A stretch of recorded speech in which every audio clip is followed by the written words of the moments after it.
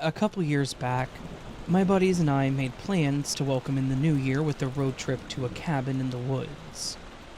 We had a pretty rough plan laid out. We were bringing plenty of food, and drinks, and music, and we would do whatever we felt like doing once we were out there. We didn't have any other specific plans, like going skiing or anything nearby, but rather we all agreed that we would go if we were all feeling up to it. Sometimes you can make all these plans and reservations, and things can suddenly change once you get to your reservation, so we preferred to keep those things open. My girlfriend thought that it sounded weird to not have plans, but we actually preferred it this way. In fact, we were happy to just be in the cabin all day, eating and drinking and playing a game. And yes, we did bring a game console or two. We made our way to the cabin, and there were 4 of us, and we all met up and rode together in my SUV. We left on the evening of December 30th, which was later than we wanted, but Parker got tied up helping his girl with something, so we were running a bit behind. No big deal, though. The cabin was only a few hours away, and we would definitely be able to keep each other awake. We pulled up around 8 or 9 that night, so it was already dark. Parker, Miguel, and I started bringing our stuff to the door, following Anthony, as he's the one that booked the cabin and had the key to it, when we noticed him panicking. We asked him what was wrong, and he said that he couldn't find the key. So, with just our phone lights, we helped him look all over the ground, his bag, and even my car in case we dropped it somewhere and we never found it. We hardly had a signal where we were, but he tried calling his wife to see if the key was at home, and the call wouldn't connect. It was late and dark, and none of us really wanted to go back to get the key, but we also didn't want to call the trip a bust. So, we did the next best thing. We tried to break into the cabin. The cabin had a normal lock, as well as a deadbolt, so he was trying to pick it. Parker walked around to check all the windows, and I held a light for Miguel. Anthony stayed near my car trying to get a signal to call someone, possibly his wife, or possibly the person he'd rented the cabin from. For a moment there, I was pretty annoyed. It was below freezing that night, so sleeping in my SUV wasn't even going to be an option. I don't think Miguel even really knew how to pick locks, but he was doing his best. My annoyance quickly faded and turned to this paranoia as I started feeling like we were being watched. I began scanning the area around the trees, and that's when I saw it. Back between the trees, there was a shadow of a figure. It looked really large, like a person was just standing back there and watching us. Their shoulders were very broad and they just looked wide, or big even. I'm still not really sure how to explain it. As I stared at this thing, I couldn't help but feel vulnerable, like prey in the night. This thing definitely watched over this place or called it their home. It just had that aura to it. I could feel the hair on the back of my neck stand up, and I pressured Miguel to do something quickly. He said that he was having troubles and suggested that we should try a window too. I pointed out the shadow to Miguel, asking if he saw it. And he confirmed that he did, but he said that he thought it was just shadows from the trees playing tricks on us. I didn't see that. I understand what pareidolia is, but this was not that. The slow movement was not in sync with the swaying trees, and it could not be from them. Finally, Parker returned saying that the back door lock was pretty weak, and suggested that we try it. We all went around back, demanding that Anthony come with us, not wanting to leave him alone and to make him be a victim of a cheesy horror movie setup. Once around back, the shadow was out of view, so I started to ease up a bit. From there, we noticed that it was just an old-fashioned doorknob. So Miguel pulled out a credit card and was finally able to get us in. I was relieved when we were finally in the cabin. We unlocked the front door, grabbed our bags, and I looked around one last time, but I didn't see the shadow anywhere. So, for a moment, and just a moment, I questioned myself, thinking maybe I was just seeing things. And I let it go to enjoy the night. We settled into the cabin that night. We ate some quick food and just chilled out in the living room. We even slept great that night. Miguel and I took the rooms, Parker took the couch, and as punishment for forgetting the key, we made Anthony sleep on the pull-out cot. There were no hard feelings, though. We all gave him a hard time about it, but only in fun. So, New Year's Eve arrived and our day was great. And we left to pick up some more food items to last us through the next day, but otherwise we actually stayed at the cabin. And there was a fire pit out back, so we sat there for a few hours until it started snowing again. We went in and played games for a while, until midnight struck. We had another round of drinks, and we started settling down, probably around 2 in the morning. By then, we were all in bed. I'd been hard out, as that normally happens to me when I drink, but out of nowhere, I was jolted awake for no apparent reason. It was like one of those falling dreams that wakes you up. I laid in the bed just staring at the window when that feeling came back from the night that we'd arrived. I was feeling watched, and was starting to get this really unsettling feeling. Something told me to check the window, so, of course, I did. I approached the window that I had been staring at. It was blocked by thick red curtains, and as I quickly opened the curtains, I was met face to face with another large dark shadow. But this time, I could tell that it had eyes. There were glowing yellow eyes staring right at me. I jumped backwards, shouted some expletives, and then rushed out of the room. Anthony and Parker heard me and were already sitting up asking what was going on. I explained to them what I saw, and they both went to my room to check it out. By the time we'd gone back to my room, the shadow was gone, and I explained to them what I saw the night that we arrived. They both seemed interested in this, and suggested that we all go take a look. So, we put our shoes on and went out for a walk. We walked out front and looked around, when I saw that same large shadow seemingly walking away from the cabin. It was close to the trees at this point, and I pointed it out to the others, who quickly saw it too. Parker shouted out to the figure, but it didn't stop. He shouted again, and that was when Miguel shouted at us from the doorway, asking what we were doing. They pointed out the shadow figure, and Miguel's tone changed. He walked out with us, and we all watched this thing make its way back into the trees. We were in awe this time. We didn't know what we were witnessing. It was clearly walking on 2 legs, and it had the shape of a person, but literally all we could see was black. Once it was in the trees, Parker shouted out to no one in particular, "What the hell is that thing?" I guess that triggered something because those glowing eyes opened up, and we could all clearly see them. I turned to Miguel to explain to him what I'd seen from my bedroom window when I saw the same yellow eyes. But this was from a different figure. I pointed them out to everyone, and they all looked at it.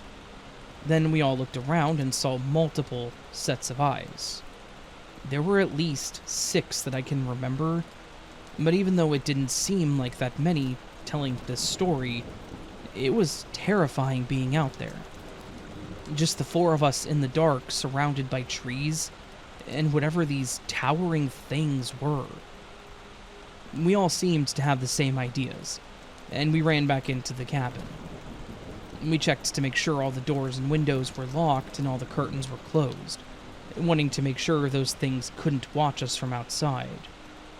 I was worried about them possibly trying to get in, since the one wasn't afraid to approach the window. We all tried to loosen up and forget about it, but it was difficult.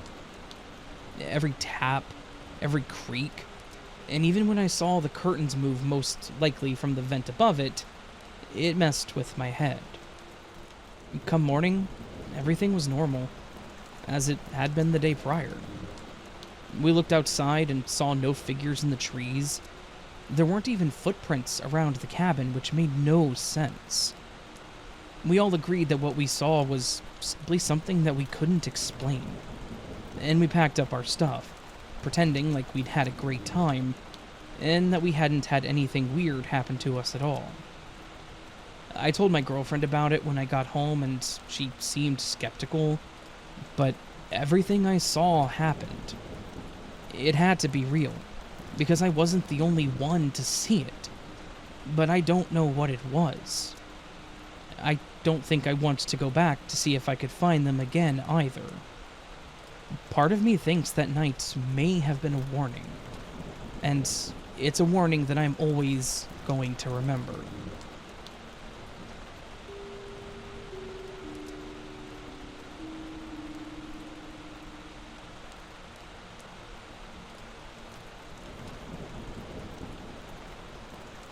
So, this story may be a bit more bizarre than scary, but being personally involved in it made it pretty startling to me. Let me explain so it makes more sense. I used to work in a pretty large and popular department store back in 2017, and this took place around the holiday season of that year.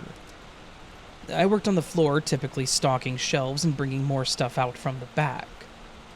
I was one of the guys that got to ride around on one of those machines that carried pallets and stuff. It was fun. Sometimes I had to relieve a cashier for their break, which wasn't my favorite, but it definitely made the time fly by. While stocking, I often get to people watch, and I really saw some interesting situations. I've seen old ladies fighting over lotions, parents who are too wrapped up in their phone or someone they were talking to realize their kid was now playing in a different aisle, near complete strangers. I've seen people steal the weirdest merchandise, and others bring in even weirder things. But then there was her. The woman who sparked a sequence of events that would leave the entire store in a state of confusion. Now, I'll be honest here.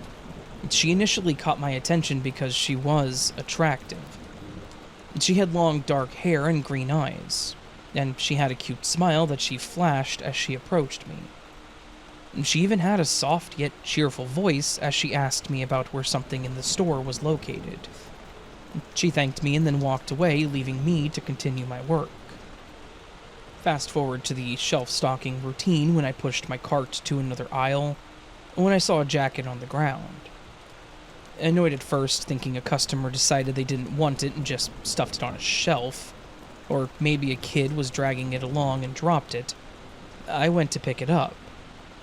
But that's when I noticed there were no tags on it, and it definitely looked worn and not from our store.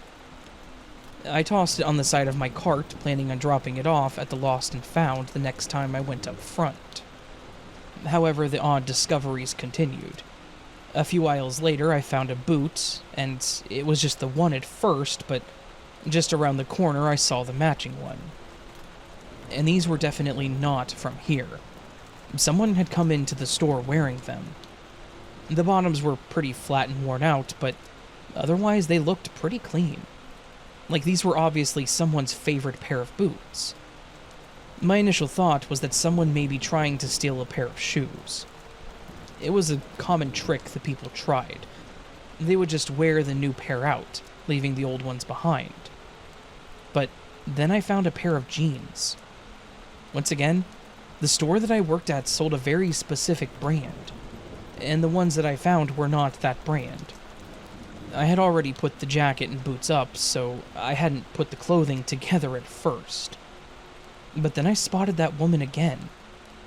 This time, she was casually strolling through the store wearing nothing but her shirt and underwear. I remember standing there in confusion. What exactly was I witnessing here? This woman that approached me maybe an hour earlier that seemed completely normal was now strutting around the department store half naked. This finally made me put things together.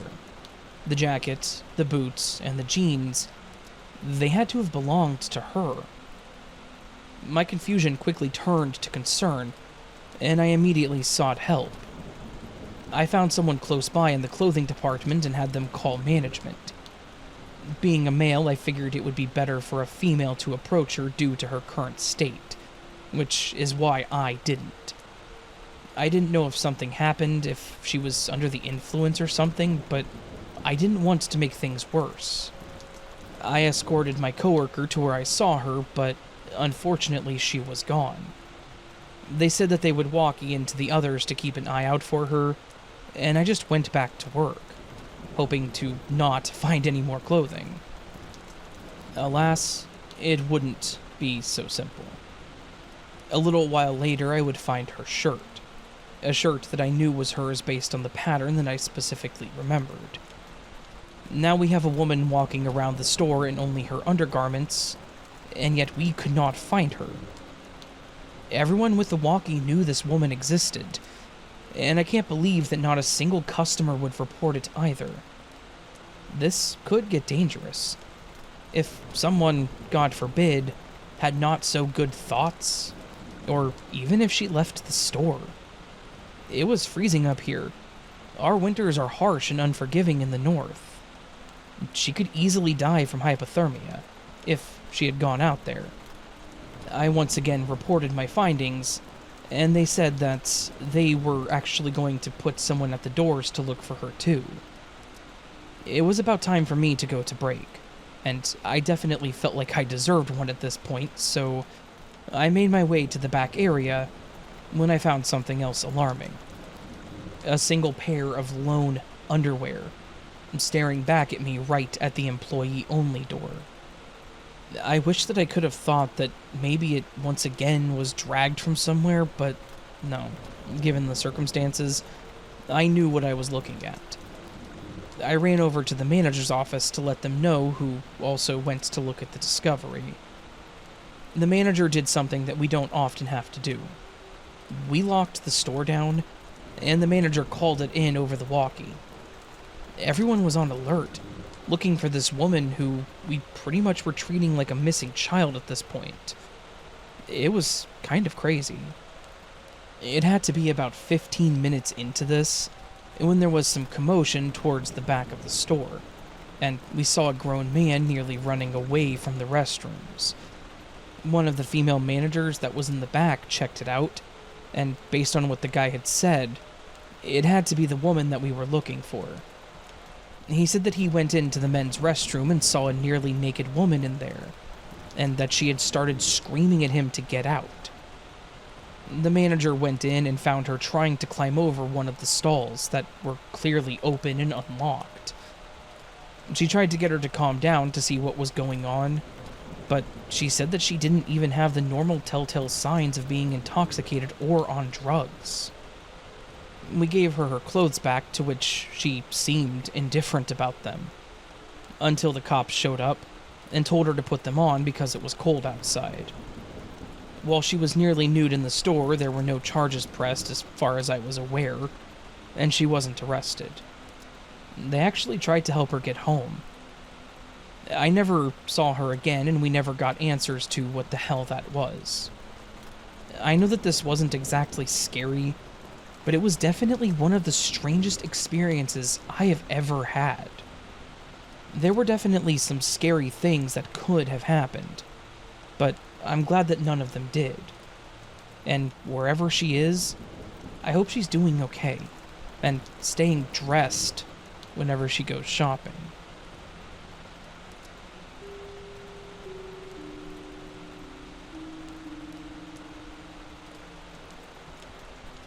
So, I used to be super skeptical when it came to paranormal or supernatural stuff. A hardened non-believer of anything that wasn't right in front of my eyes on the regular. Obviously, that's not the case anymore, and I have a story to tell you that explains why I changed my perspective. I used to work for a rental company. I was contracted with them as a handyman doing basic fix-it work for their tenants. The company was a realty company that managed a few houses, some apartments, and duplexes, things like that. It was a great paying job being in a small town and all, and most of the tenants were great people that were just happy to see me. This specific job that I got called on was a minor electrical issue at an old house that they were renting out on the edge of town. It was an older house, 2-story, really nice on the outside. I knocked on the door and an older gentleman greeted me with a bit of a scowl asking what I wanted.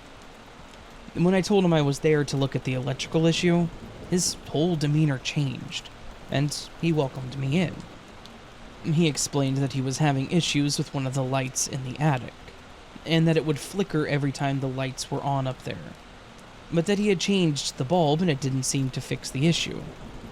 He even said that he put in an LED, thinking that it was an issue with the bulbs. I told him I would go take a look, and then see if I could fix it, or if we needed to get a full-on electrician.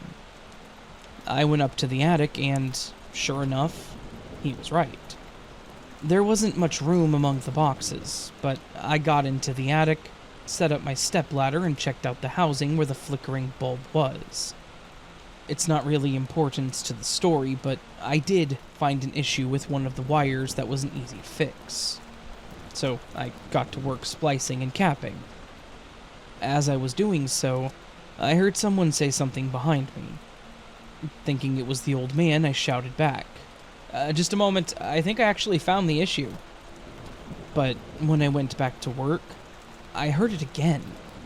This time it was more a whisper than someone speaking regularly.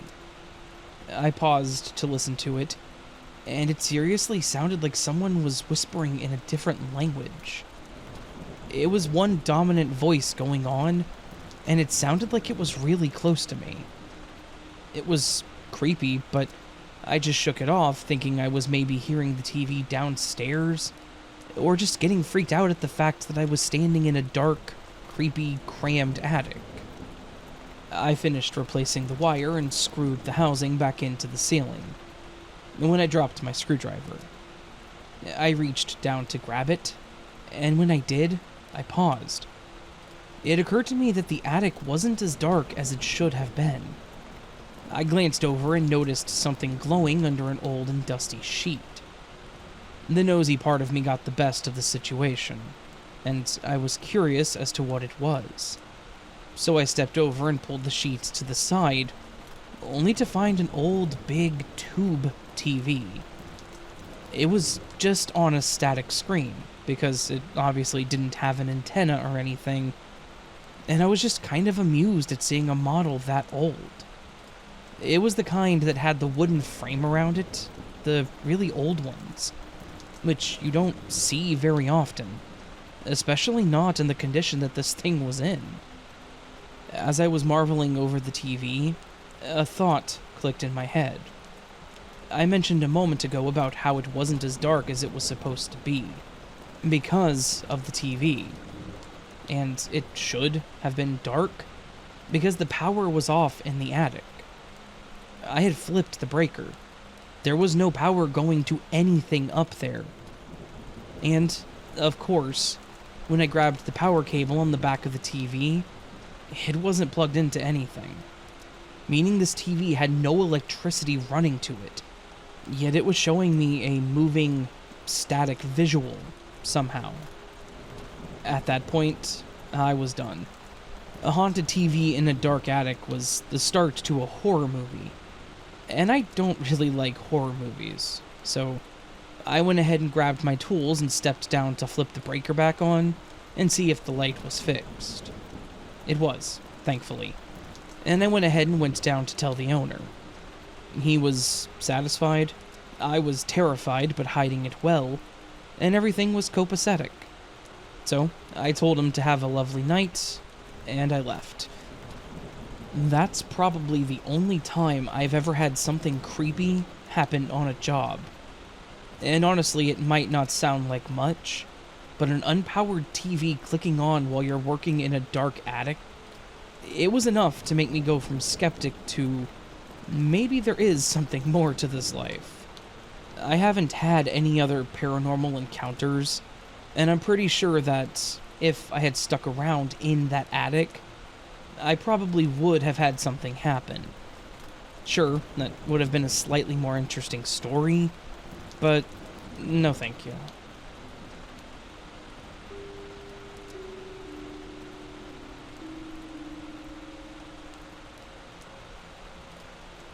Okay, so this just happened to me and my buddy over the weekend, and I wanted to share this here. I'm 22 years old and have been living with my grandma since I was about 11.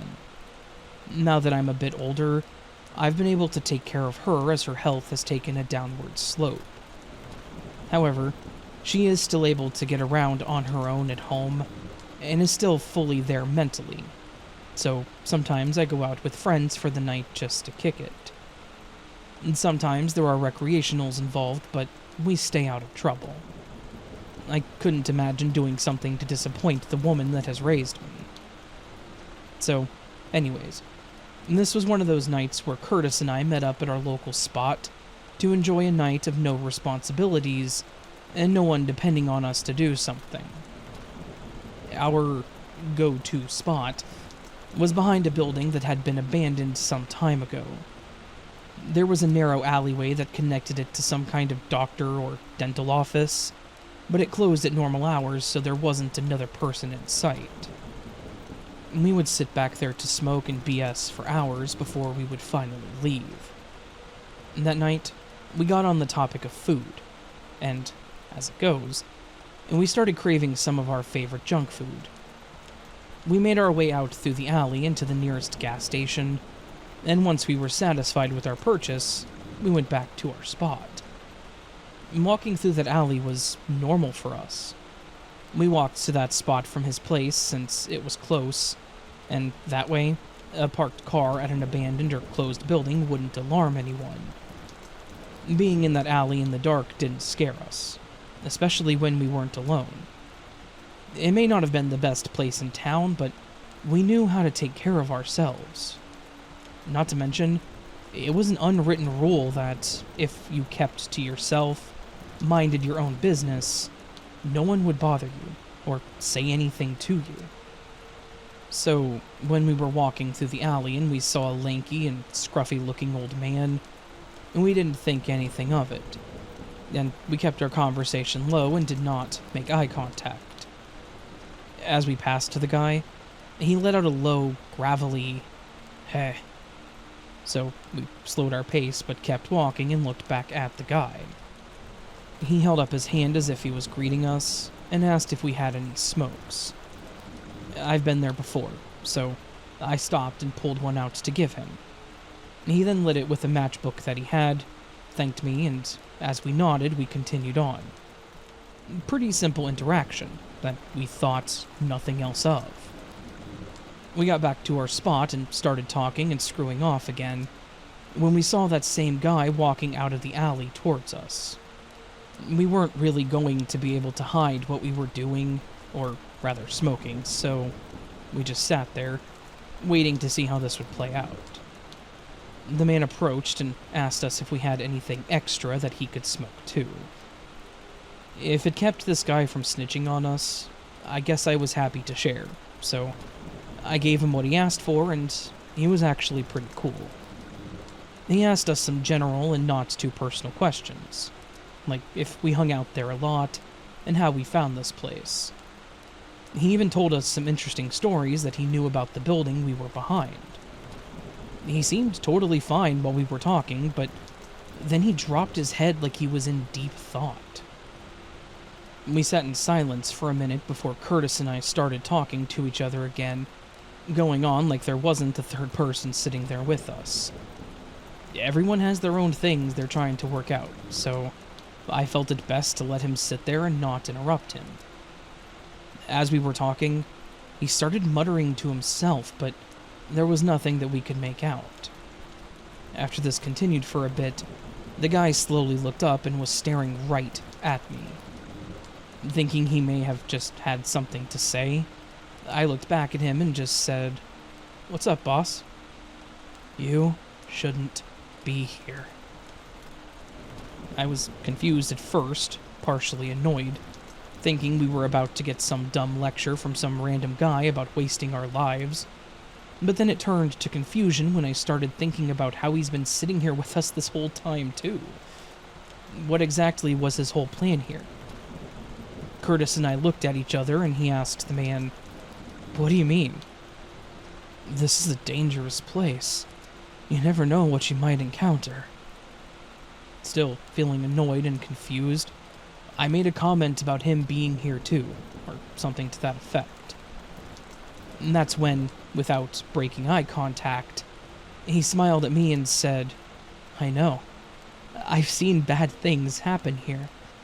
I know things you couldn't possibly understand." Curtis started talking about how he was killing the mood, and I agreed with him. And this was supposed to be our time away from everything else, and now we got this stranger in our self-proclaimed spot talking about things that made no sense. We made a motion to each other to just get up and leave, when the guy once again spoke. "I know things about you, Isaiah. Things you don't even understand about yourself." Now, when we're out doing what we were that night, we rarely actually use each other's full names. It was either us calling each other C or I, or one of the nicknames we'd given each other, and I can guarantee you that night, we never said our names around this guy. So, how did he know my name? I stood up and asked him how he knew me, and again, without as much as a flinch, the guy looked up at me smiling and said, "It's easy when you have my eyes. Would you like to see into them too?" I hadn't noticed before, as I had no reason to pay much attention to what he looked like.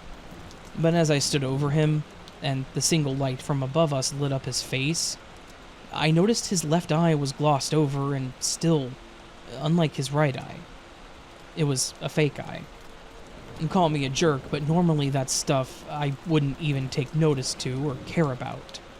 But between his cryptic talking, knowing my name, and the night now feeling incredibly tense, I was pretty unnerved by this. Curtis looked at me and basically just motioned that we should go, and I agreed. As we started walking away, he continued to sit in the same spot, not looking at us, and said, "The night will always find you." We picked up our pace and got the hell out of there.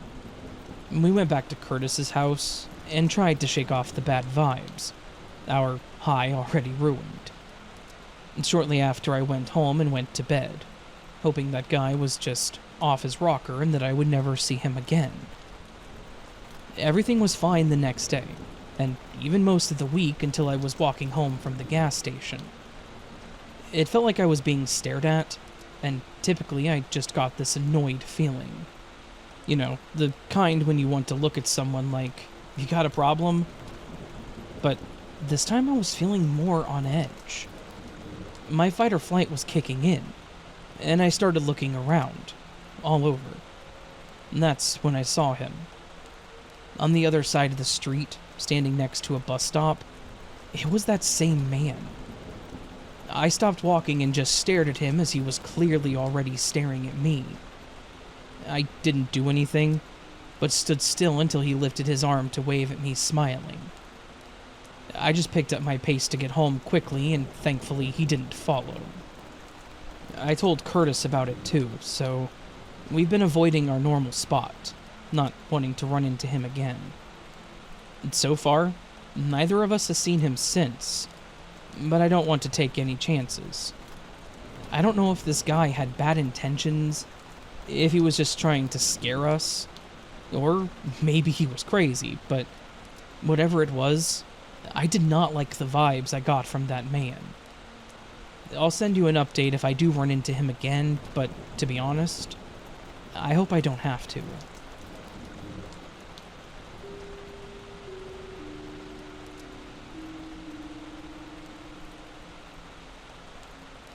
This is another addition to some other oddities that have occurred at or around my home. My wife and I moved in here 3 years ago. We found a nice, quiet place, and there's access to several services.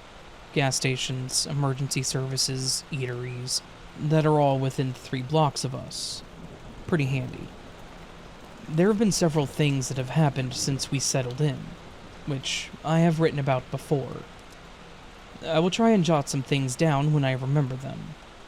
There have been so many creepy or just plain weird, scary, or wrong things that have gone on that I forgot some of them, really. I've almost forgotten more than I can recall. A good friend of mine has told me more than once that he thinks that I'm like a magnet for this stuff. And I told him that I don't want to see this stuff or have this weird stuff happen. I don't want to experience this crap. Someone told me that I'm probably sensitive and these things are attracted to me. What the hell does that mean? Am I easily hurt or sad for some reason? Why do I have to be plagued with this? Do I have to expect this garbage for the rest of my life? Seems like it. So, here is one that I remembered. I decided to get it down while I could. This really odd and unsettling thing happened 2 years ago during the summer. It was almost 11 a.m., and I was doing some work outside, and I was dragging the garden hose out and was stretching it down the driveway. I was going to wash my truck after spraying off the awnings, and I wanted to get it done before I lost the shade. I was about 20 feet from the road that run past out front, and I just had that weird gut feeling. Did you ever get that? You know, something is just not right. Well, for me, I get that. Not just having to experience things, I sometimes, for some nasty trick on me, seem to know when things aren't going to be as they should. I hope I could explain this so someone might understand, let alone comprehend. I heard a vehicle coming from the north corner of the block. I glanced up and saw a small, rusty, red-colored pickup. I don't know what make, it was just one of those small single-cab pickups with a bench seat, so it was probably made around the 70s. It sounded as old as it looked. And the exhaust was making some noise like it had some holes in it, and it was patched with a tin can. I don't suppose anyone remembers those days. Side note and fun fact for you, William, you're describing my first vehicle that I ever owned. Literally, 77 Dodge pickup truck, with a hole in the exhaust that made a popping noise. Sorry for the aside, I just wanted to add that. I stood there watching this small pickup coming down the road, getting closer, and as it did, I thought to myself, isn't that odd? I was looking at the cab of the truck and things just didn't look right. No, not right at all. That is wrong. Not happening. No. This is wrong. I could see inside the cab and see the seat, the steering wheel, dashboard. However, I couldn't see the driver. I was kind of transfixed. Is that the right word? I mean, I don't know if I moved other than turning towards the truck to look. I don't know if I blinked, said anything out loud, or even was breathing. I was just so intent on watching this truck going right past me, I don't know what else was going on. There was nobody sitting in the seat. I could see the entire seat. The windows were down on both sides, and there wasn't anywhere for someone to hide in there. It was too small. It was only going about 10 miles an hour. It came down the road, rolled past me, got to the corner, and slowed at the stop sign. It didn't stop, but rolled through, turning left and headed east. As I watched the whole damned thing, and didn't even think of my phone, with a camera. At the time, I was so stuck on watching this that I wasn't thinking. I missed out on that. I've told a couple people, but they just say the usual stuff. I know they probably don't believe a thing I told them. It's frustrating. When you have something happen and you have no proof. I've seen and heard things through my life that I can't explain or prove. But one night I heard something very, very bizarre. But this time I had a witness. I've spent a lot of time outside. By that, I mean like camping, hiking, fishing. I learned how to identify certain animal tracks and sounds made by them. Basically, I did a lot of stuff, heard a lot of stuff. I'm an outdoorsman. My wife and I were sitting in our living room watching TV, just having a nice, quiet evening at home. It was late fall and it was dark.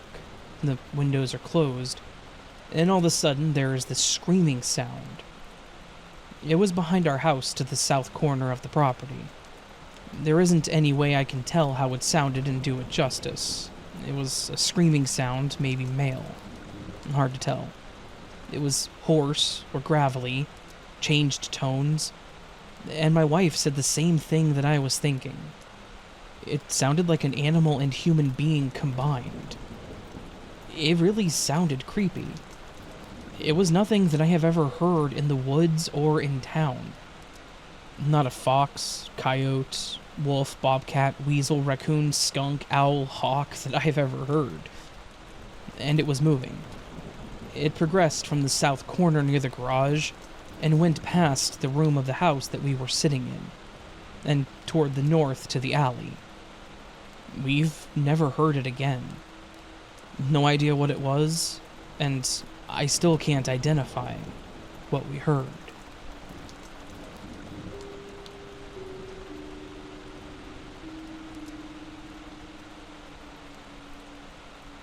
I want to preface this story by saying that it is several events that happened in one night, and one of them does involve an attempted essay.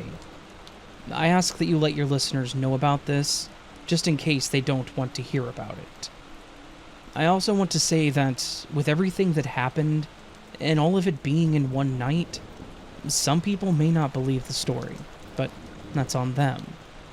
This is all true and it happened to myself and my friends on a night that was supposed to be fun.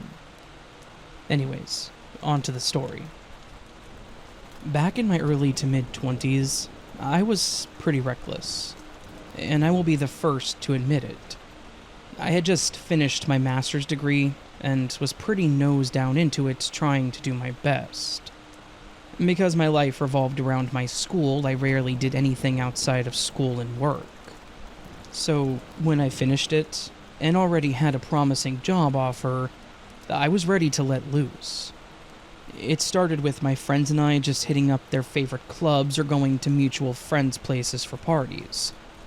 So, for New Year's, it wasn't going to be any different. In fact, we were expecting to get pretty wild that night. We planned on stopping at a nearby bar, and from there we were planning on hopping to different ones, and checking out any house party that we heard about or were invited to. Basically, wherever the entertainment went, we would follow.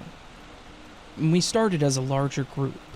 It was myself, as well as my friends Elena, Melissa, Diamond, and Serenity. And we all met up at the bar Melissa actually worked at. Melissa was working that night, so we partied there until she got off around 8. Once she changed and we all had a round of shots, we left to go to one of our favorite clubs. When we arrived, we had a few more drinks. Elena didn't. She was our DD. After about an hour, though, the fun started to die down as someone in the club became a pretty annoying drunk and tried to start a fight with people. Wanting to move on, Melissa said that she'd been invited to a party by one of her customers, so she suggested that we go check it out. And that's where we went next. The party was just the type of energy that we were looking for. And there were tons of people everywhere. In the yard, the living room, the kitchen, and the music could be heard throughout the house, too. People were dancing, drinking, laughing, and just overall having a great time. Melissa introduced us to the guy that invited us over, and it was pretty obvious that they both had eyes for each other. She began talking and flirting with him, so the rest of us walked around to get drinks and enjoy our time too. At some point, I needed to use the restroom, so I thought to go and look for it myself. I walked down a hallway that had 3 doors, all of which were closed. None of them looked different or had any indication if one of them were a bathroom or a bedroom. So all I could do was knock on the door and wait for a response. I knocked on the first door and got no answer, so I tried to open it, but it was locked. I went to the next door to try it, and after knocking and getting no response, I tried the door again. This time, it opened, but part of me wished that it hadn't. When I opened it, all I saw was a mattress on the floor and a woman sitting on the edge of it, with blood all over her arms and legs. I froze in place, not knowing what to do. Who was this woman and why was she in that room? And more importantly, why was she covered in blood? To add to the creepiness, I couldn't even really tell if she was in pain or anything, because she was singing. I can't recall what the song was, but it was some kind of nursery rhyme. I was already buzzed and not thinking straight, I'm sure, so I just closed the door and ran back to the living room. I tried to find Melissa since she knew the guy hosting the party, and thankfully she hadn't gone far. I told her and her friend what I saw, and he just said, "Oh, that's Mary. She thinks there are worms in her skin." Like, it was just a completely normal thing. There was a lot of blood, and it really freaked me out. It definitely was not the vibe that I wanted that night, so I was ready to leave. I went up to Elena and asked her about leaving, and she agreed. We started gathering everyone up, but Melissa said that she was wanting to stay. No surprise to the rest of us, though, so we said goodbye and the four of us headed to another bar to check out. I was pretty familiar with this bar, so once we arrived, the atmosphere immediately drew me in and we were all drinking and dancing. There were even two guys that came over and bought us some drinks. They were both attractive, and I would be lying if I said that I didn't like the attention that I was getting. I was single and had been for about a year, so it was nice. After some time, maybe about an hour or so, the guys that had been with us invited us back to their place for the countdown. It was probably around 11:30 or so, and really liking the guys, Diamond and I were wanting to go too. Unfortunately, Elena had started drinking, so she couldn't drive anymore, and Serenity did have a guy at home who was also watching their kid, giving her this night out. So, of course, she wasn't interested in hanging out with a bunch of random guys. Made sense to us, so we all agreed that Elena and Serenity would stay where they were and get a ride home later, and that Diamond and I would go with the guys, possibly meeting up later that night. So the four of us hopped into one of the guys' cars and headed back to their place. Again, I know we were being stupid for this, and we all understand that now. But being under the influence, we were not making the best decisions. However, once we arrived and went in, we started sobering up again. Maybe there wasn't going to be a full-blown party there, but what we didn't expect was the house to look the way it did. It was disgusting. There was trash all over the floor, from wrappers to actual to-go food containers. Dirty dishes and clothes everywhere, and it smelled awful. I looked over at Diamond and I knew that she was feeling the same way. The guy that had been dancing with me, we'll call him Brett, turned on an old stereo nearby. And the other guy, Zach, was moving the trash off of the dirty old couch, saying that we could have a seat. Neither of us wanted to sit down on that couch, nor even touch anything for that matter. So we hesitantly made our way into the room and away from the front door. We both stood there swaying a bit to the music. We wanted to have fun, but we were not feeling it anymore, and I was definitely on edge. But as the time passed, the guys' intentions became crystal clear. They would sit on the couch and pull us over to them, making certain suggestions. We would go from declining their advances to even trying to avoid their grabs at our hips, but it seemed to only make them angry. That is when they became more aggressive. and insisted that we give them what they wanted. But this was not what I wanted, nor was it what I was here for. Granted, I can't speak for Diamond, but judging by the look on her face, the feeling was mutual. I still tried to politely decline, and Diamond was a bit more aggressive, saying that she was not interested, and then said that if they didn't stop, that we were just going to leave. This apparently did not sit well with them, and they tried to grab us, which caused us both to fight back. After a bit of a struggle, Brett tried to wrap his arm around my neck, so I bit him. He let go, which caused Zach to be distracted, so Diamond was able to get away from him too. I grabbed her by the arm and we both ran out of the house.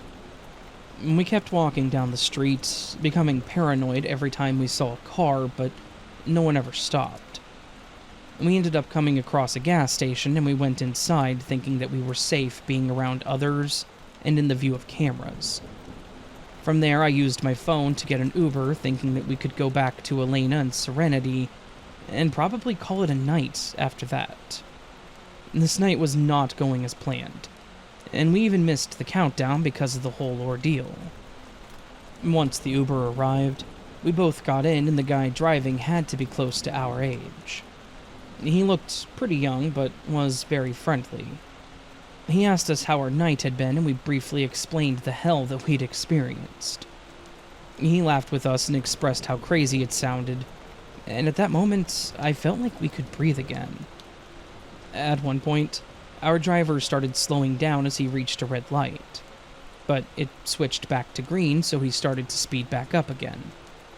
And then we saw a car flying at us on the right, and the last thing I remember was screaming. I woke up to Diamond leaning on me unconscious, and then I could hear a man's voice shouting for us.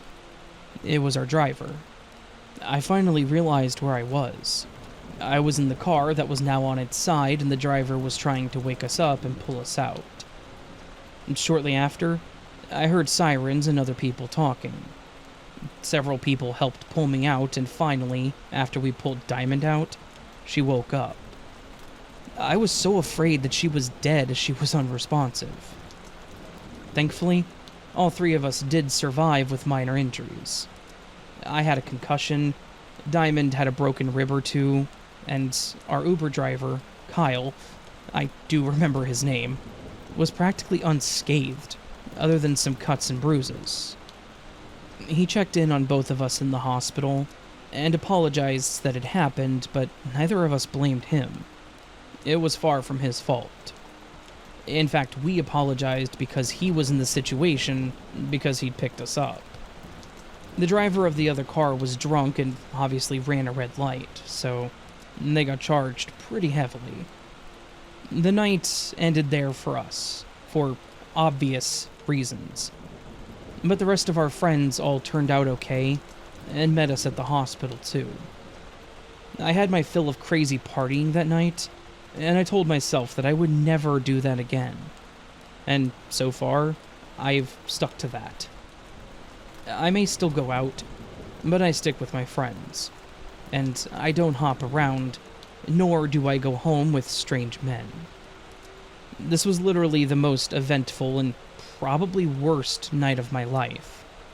And it's safe to say that everything that happened that night was very sobering, and I will never forget it.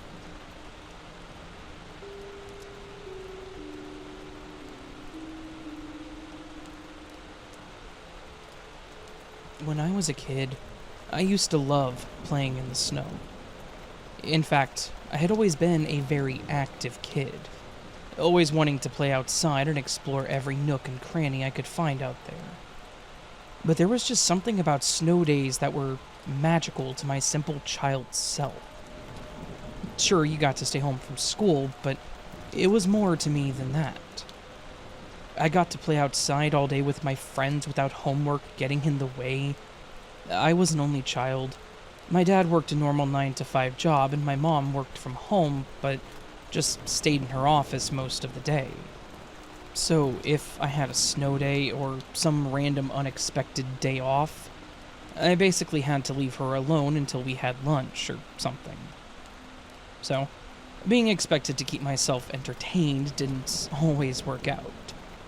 Thankfully, I had a few friends that lived in the neighborhood, and my mom was more than willing to let me go hang out with them on those days off.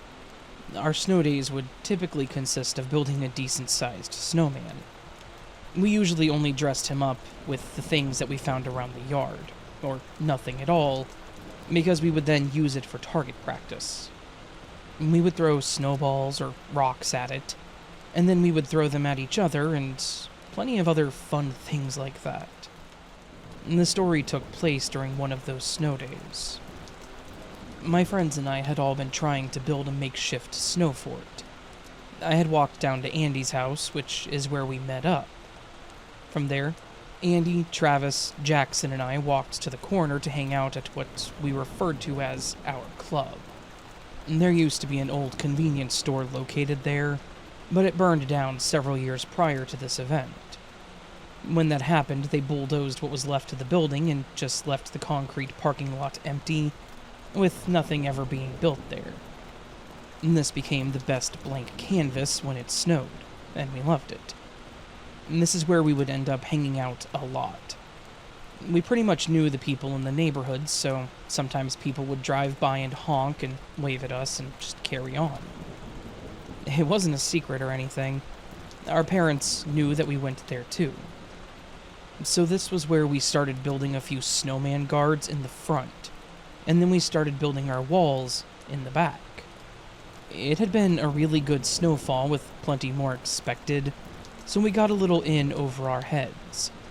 We wanted to try and build walls on at least 3 sides of the concrete, and try to make it as close to an enclosed place as we could.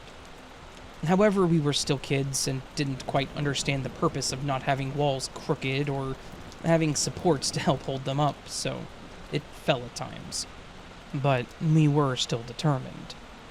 And while we were working on this, there was one guy that we saw walking down the street, but he didn't really stand out at all. He had on a long black coat that went past his knees. He was wearing sunglasses and a fedora as well, and he was wrapped up in a long dark red scarf. To me, he just looked like some businessman, but like others had done, he stopped and stared at us for some time. We waved at him and he didn't wave back, keeping his hands in his pockets. So we just continued playing.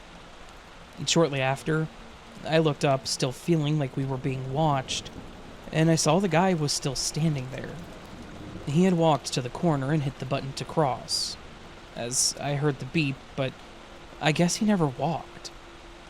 It was pretty obvious at this point that he was just watching us. Being a kid, though, I didn't know if it even meant anything, and he wasn't doing anything other than just standing there, so I tried to just ignore him. We all once again helped out, and before I knew it, I had forgotten about the guy, and when I looked a while later, he was gone. We'd been out there for most of the day, and were told that we needed to be home before sundown. And so when the sky started turning pink and orange, we knew it was about time to go. All of us were starting to feel a bit hungry anyways.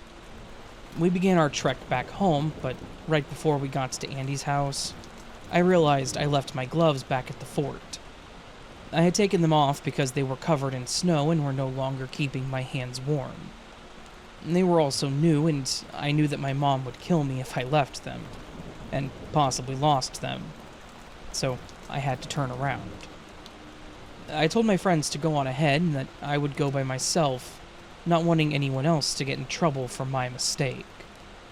I thought that I would just walk back down there, grab them real quick, and head back. No big deal. I got back to our spots, grabbed my gloves, and then spotted part of our wall that looked like it was going to collapse.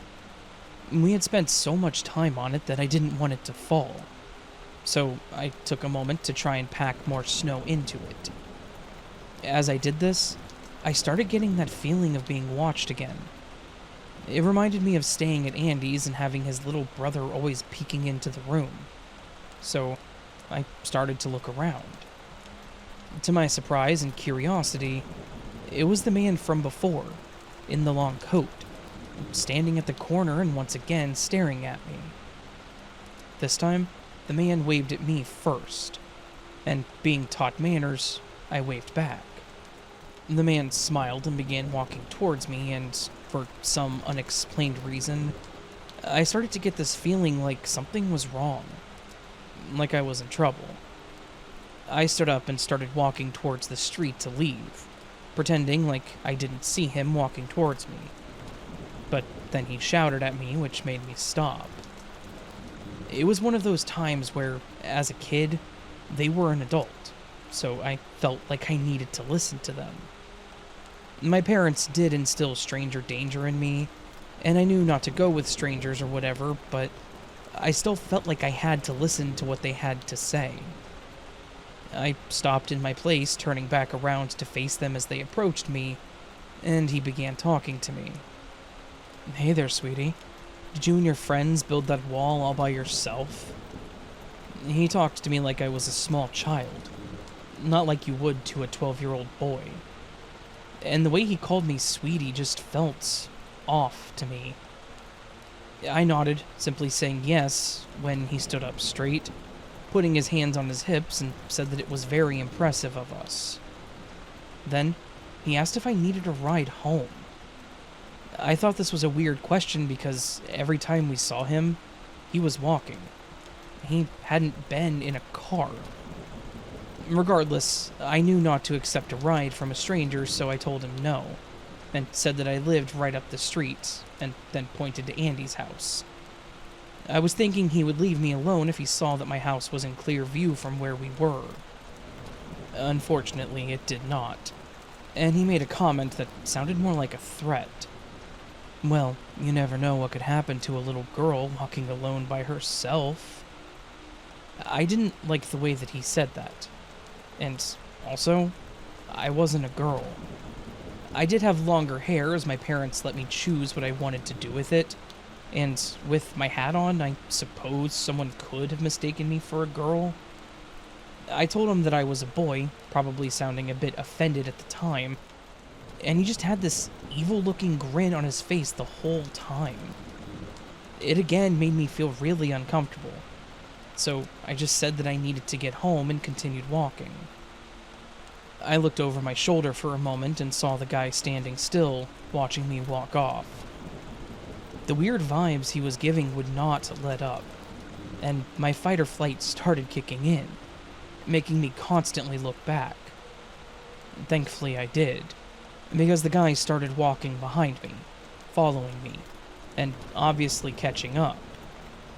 Something in my head told me that I needed to run, so after stopping for a brief second to turn like I was going to cross the street, I then took off running towards Andy's house. I could hear his feet shuffling behind me, obviously running with me. I started screaming, saying anything that I could to get someone's attention, or maybe get him to leave me alone. I shouted things like, "Leave me alone! I don't know you!" and "Somebody help!" I finally reached Andy's door, and instead of knocking as I normally would, I immediately tried the door, and thankfully it was still unlocked, so I ran inside. I saw Andy sitting on the couch, and his mom came out of the kitchen with a concerned look on her face. I quickly tried to tell them about the man that had followed me there, and Andy's mom yelled for his dad. When he came out, I relayed what had happened to him as well, and he immediately rushed outside looking for the guy. Andy's mom called the cops, and my parents as well, to let them know what was going on. When the cops showed up, I explained what happened, and then Andy and I gave them a description of the same man to confirm, and they went out to look for him. My parents showed up as well, not willing to let me walk home, of course, and we waited for the cops to come back.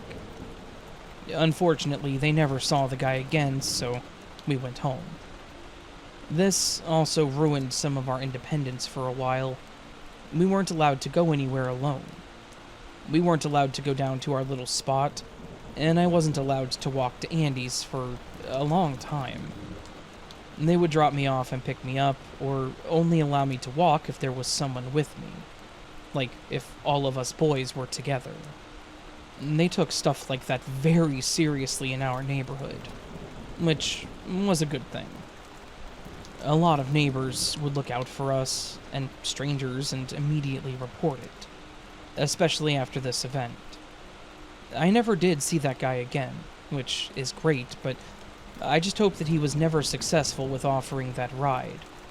Or, even better, hopefully he was caught somewhere else before he could offer one. That man emanated evil, and I could tell that there was nothing good to come out of that situation.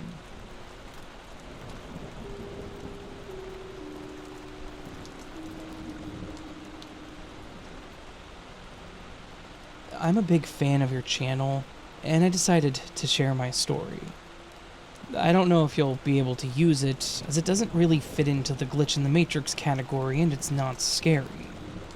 It is a true story about a UFO sighting my brother-in-law had about 10 years ago. I really loved your UFO narrations. We live in South Alabama, in an area that is very rural.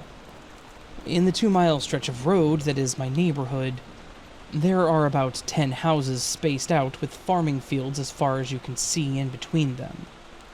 On one side, a 12-acre field separates my house from my neighbor's.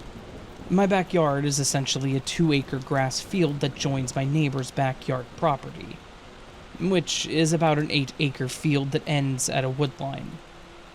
On the other side of my house, there is a 60-acre farm field which ends at the same woodline. This field is always planted with either corn, soybeans, or peanuts.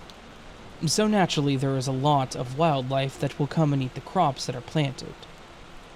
During the colder months, my brother-in-law, let's call him P, would come over and sit at the edge of our property to watch the deer that would come out.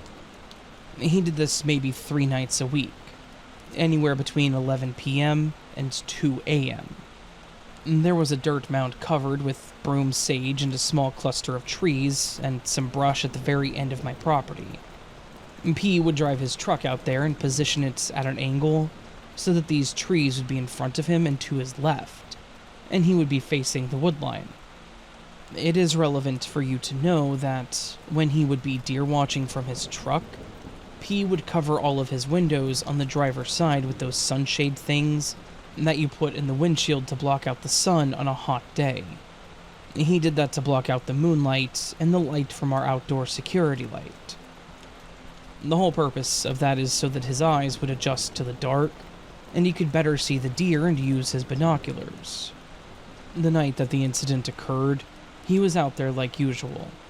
I was on the couch watching TV, and it was about 1 a.m. I hear P knocking on my back door. I open it to see him wide-eyed and visibly shaken. I tell him to come in, as clearly something happened. He says, "Let me tell you what just happened, what I saw." He then tells me. He was sitting in his truck, had the windows blacked out like always, looking toward the woodline for the deer when suddenly there's a bright light shining on him. Let me just say that our security light that I mentioned is not motion sensing. It's the kind that is on a light pole and comes on by itself at certain times, so that is not what was shining on him.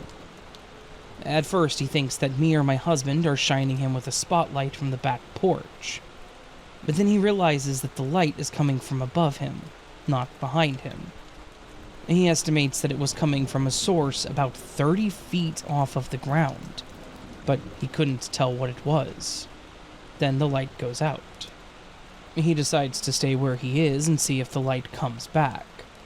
15 minutes pass, no light. He's brushed it off and is back to deer watching. He catches movement in his periphery. He describes what he saw as a craft that was as big as his truck. He drove a Chevy S10 at the time, so not a full-sized truck. It had a boxy shape, you could see through it, and it was dimly lit inside. It was silent, and this craft was floating about 12 feet off of the ground. He watched it slowly float out from behind that small cluster of trees, moving towards the open field. He grabbed his binoculars to try to get a better look. When he looked through them and tried to focus on the craft, it changed directions and floated back behind the trees. He said that whenever he wasn't looking through the binoculars, the craft would start to move back out into the open. He said it was like it was trying to hide itself, and like it knew when he was looking through the binoculars. He continues watching it for a few minutes, and then it disappeared. He said it was just there, and then it was gone. And that's when he made his way up to the house. I asked him, "So you saw a floating see-through box?" He said yeah, and detailed it as it wasn't clear see-through, it had an opaqueness to it, but that he could see what was on the other side, but it was distorted. And then he asked me for a piece of paper, and the shape that he drew gave me chills. It looked like one of those old wooden coffins, like the kind that vampires are depicted as sleeping in. All that I said after that was, "I believe you." He left our house that night, and he didn't resume his deer watching until the following winter. At the time of this incident, P had been my brother-in-law for 10 years, and has been for 20 years now as I write this. He has never been a real excitable guy. I haven't ever seen him spooked like he was that night, before or since. What truly solidified my belief was when P retold his account of what he saw to his mother, my mother-in-law. She was a no-nonsense woman of very few words. She was a smoker at the time, and when she was having trouble sleeping, she would have a cigarette out on her porch late at night.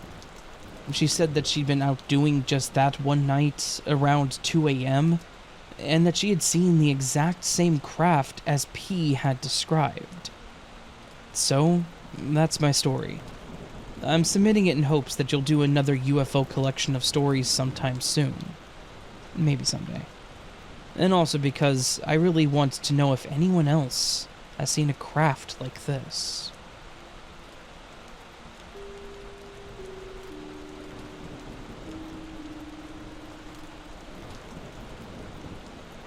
This happened back in late 2020. I work at a hospital, but on the data entry side of things. So, most of the time, I was able to work from home, but I had to go in once a week for a mandatory meeting and to swap out or shred any documents that I may have had. Unfortunately, on this Thursday, I was due in the office, and we were expected to have a pretty heavy snowstorm. It was just a light dusting by the time I went in that morning, but I watched from my office window as my car was buried inch by inch in snow. By the time I was leaving for the day, it probably took me an extra 15 minutes to dig my car out. It was older, so I had to let it warm up, otherwise it wasn't going to go anywhere fast. But finally, I was on the road and headed home.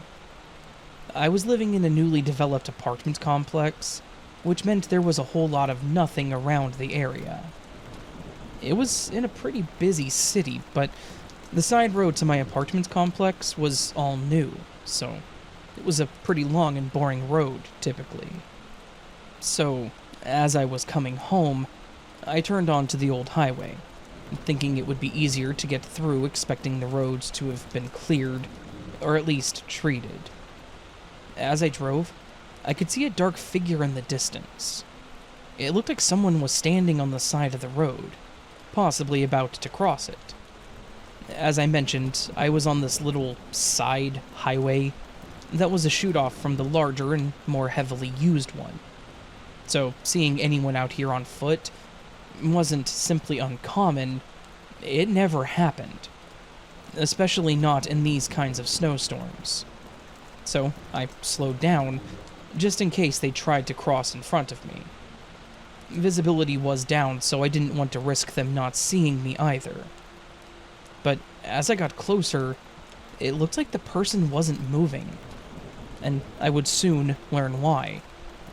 As I approached, I slowed down next to it and saw not a person, but a scarecrow. I was definitely confused, but I guess more relieved that it wasn't a person standing out there. I remember chuckling to myself, but then continued on down the road. But that wasn't the end of the strangeness that night. This road had several curves, and the right shoulder was more of a cliff than a shoulder. There was a guardrail around it, but there was a steep incline behind it that would probably stop you better than the barrier. So, as I drove around these curves, I saw another scarecrow, and another. I probably saw one around every curve, and it made no sense. This happened in December. I would expect to see maybe reindeers or other possible Christmas decorations, but not scarecrows. There wasn't even any agricultural land around this road, so they really made no sense. But as I drove by them, it started to become pretty eerie. The heavy snowfall and winds made it hard to see, and then spotting the dark and human-like scarecrows was kind of putting me on edge. Because I was getting nervous, I kept my speed lower than the limit, and kept looking along the sides for more of these scarecrows and hopefully an answer for it. However, I was clearly struggling with tunnel vision as I looked for them because, out of nowhere, there was a loud thud, and a dark figure hit the front of my car. I was terrified. I slammed my brakes, which made me skid due to the conditions of the road, but thankfully I wasn't going the 45 plus miles per hour that the road called for, so I was able to get my car under control. After coming to a complete stop, I sat motionless, trying to catch my breath, when I noticed my cracked windshield. This brought me back to my surroundings and realized that I may have just hit a person. I got out of my car, now shivering, not from the cold, but out of fear. I look behind my car and I see a pile of what should be a body. Their back was to me, but the legs were bent backwards, and unnaturally so. They had clothes on, but from their position, I was certain they were dead. My heart was racing, and I felt like I was going to be sick, but I continued to walk towards them, shouting if they were okay. Yes, I asked if they were okay. I was scared, dumb, and I didn't know what else to say in this situation. But then, I got close enough and realized that something was wrong. Again, this was not a person. It was a mannequin. What the hell was going on here? There were random scarecrows everywhere, and then out of nowhere a mannequin falls from the sky and hits my car? I seriously felt like I was in some kind of movie, or someone had to be around recording this. I nudged the mannequin with my foot, and after confirming one more time that it was not a person, I started walking back towards my car. Then, the deafening silence of the snowfall was broken when I heard a shuffling sound from behind me. I turned around and saw a man sliding down the hill on the right. I stopped and watched as he walked towards the mannequin and started picking it up.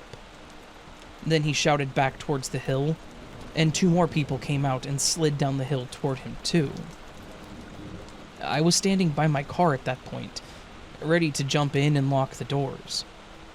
I started to fear that this was some kind of setup that I'd heard about online, where someone pretends to get hit by your car, or maybe they claim they're broken down on the side of the road, and when you pull over, more people come out and try to rob you or something. They were all in big jackets and overalls, all wearing balaclavas, and had their hoods over their heads. I wouldn't even be able to give a description, so I was prepared to get in my car and just call 911. But I couldn't help but watch as the three of them started picking up the mannequin that was now in pieces under the clothes. The first guy then stopped to wave at me and said, "Sorry about that. We're just trying to have a little fun." I just stared at them and gave them a limp wave back, and watched as they finished picking up the mannequin. One of them threw the head to another, and then they all marched back up the hill and out of view. What did I just witness? Was that really a couple of full-grown, I think, men playing with a mannequin on the side of the road? I just got in my car, frowned again at the crack and drove away. I was even more on alert at that point, looking all over the place and probably not going faster than 20, just to make sure that nothing else happened. And thankfully I made it home shortly after with no other incidents, and no other scarecrows seen. I locked the door to my apartment and kept looking around to see if anyone had followed me home. I don't know why that had me so paranoid. They definitely didn't seem like they were going for a robbery or something. I mean, after watching them walk away and not even approach me, but it still freaked me out. Were they really just doing that for fun? And what exactly were they trying to do?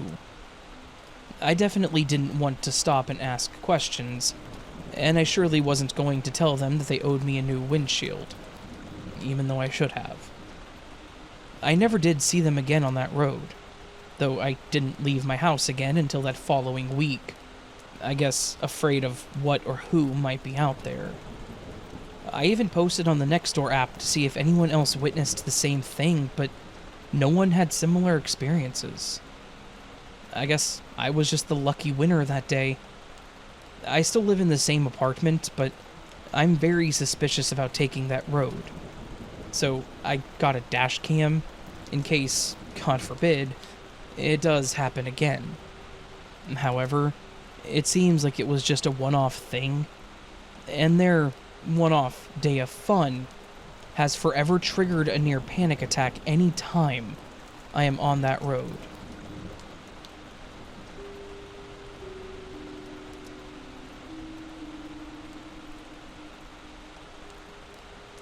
I want to start this story by saying that I'm a bit of a broody person. It's just who I've always been. I've always been a bit more comfortable in the night when the world is silent and everyone else is asleep.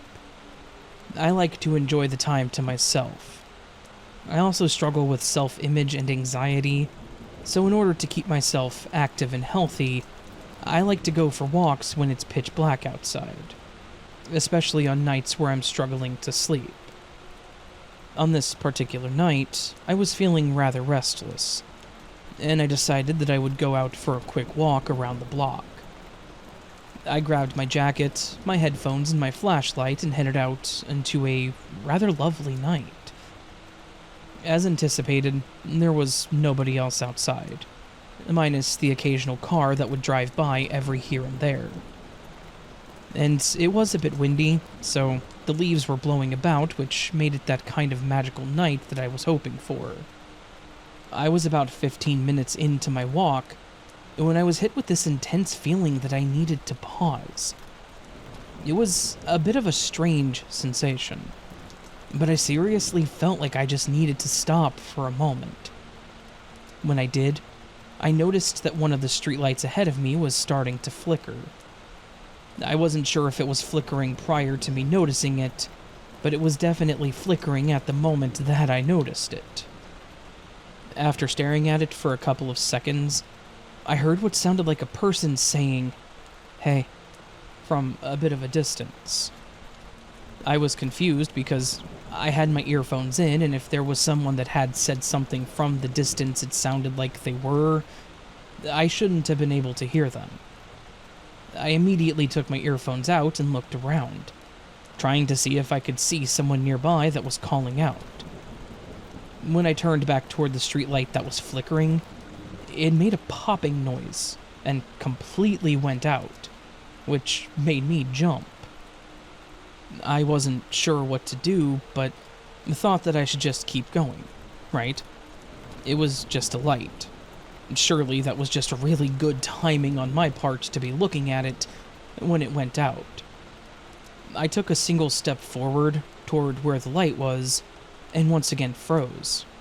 A voice called out again with, "Hey, come here." My first instinct was to turn around and take off back home. But then my curiosity started to get the best of me. I know, stupid, but at the same time, this was too freaky to just turn away from and ignore. I grabbed my flashlight and turned it on and then slowly lifted it towards the darkness where the dead streetlight was. Much to my relief, there was nothing there. I actually chuckled to myself, thinking that I was just losing it and that I needed to get home and sleep. Just as I was about to turn off the flashlight and continue on, my eyes caught a glimpse of motion on the edge of the light, which shifted me from my relief back to terror. I watched as what looked like a shadow quickly darted away from my flashlight and over toward the wooded edge of the street. I tried to follow it, quickly shining to the left, but I couldn't see anything. My heart skipped a beat as I stood there and just watched the tree line for what felt like several awkward moments. I just held the light, pointing it at the trees and waiting for something to happen. Unfortunately, something did. I saw what, again, looked like a shadow, leaning slightly out from behind one of the trees. I was pointing my light directly at this thing, and yet it was still completely dark. As it leaned out, I once again heard that voice whisper, "Hey, come here. Please, come here." For a single fleeting second, I actually considered going towards it. But then my brain kicked back in and I realized that that would be the dumbest thing I could possibly do. I had no idea what the hell this thing was. I had no idea what its intentions were, and I was pretty much defenseless. Once that thought occurred to me, I felt that wave of terror wash over me. My legs felt like jelly, but I knew that I needed to get out of there. I started to turn to head back home, but was interrupted by what really triggered my flight response.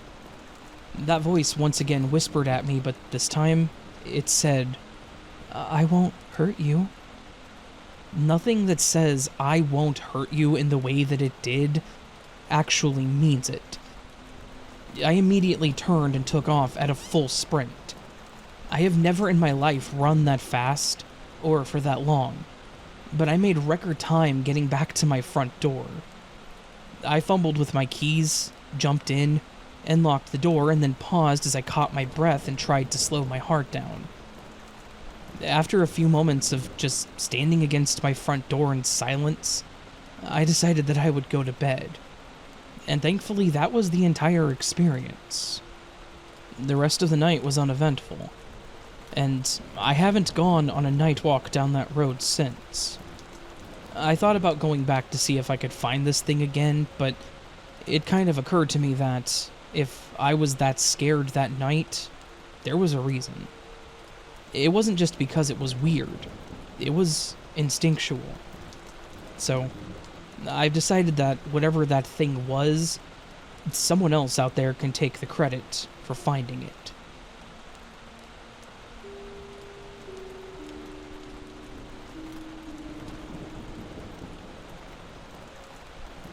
So, this happened when I was pretty young, probably 10 or 11 or around that age.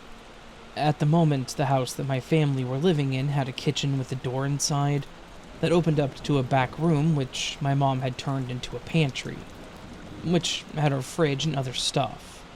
And just outside the kitchen door was a window by which we kept our water filter. If stood in the kitchen doorway, you could see through it and through the pantry door into the pantry. What I'm trying to say is, I guess, the pantry door and the kitchen door are parallel to each other.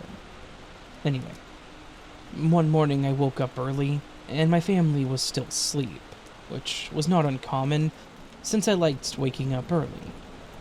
I decided to go check the fridge for, well, anything. When I got to the pantry and opened the fridge, I looked inside and saw nothing, and then looked out into the hallway through the doors, and I see someone standing there. I couldn't see a face or anything, just a dark figure. A couple of feet taller than me, but not tall enough to be an adult. I thought it might be my older brother, so I called out to him. "Hey, what are you doing?" I didn't get a reply, so I turned back and closed the fridge, and then turned back around, only to find no one there. Naturally, I thought my dumb brother was playing a prank on me, so I went to go check. First, I checked in the hall to find no one, and then the living room again to find nothing. so I went to his room only to find it empty. When I left, I ran into my mom, who asked me what I was doing in my brother's room, and I told her I was looking for him. She replied with, "Oh, honey, he's at his friend's for a sleepover." Turns out, my brother left the night prior after I'd fallen asleep to go to a friend's house for a sleepover, and wouldn't be back for the next 2 days as it was summer vacation. At that moment, I didn't think anything of it, mainly because I was a kid, and I didn't think it was a big deal and didn't tell anyone. And even after that, I didn't see or feel or hear anything, although the memory comes back from time to time. I still don't know what happened that morning. It could have just been my imagination, or my brain playing tricks on me. I don't know. And honestly, I don't think I want to know, because just the thought of it freaks me out.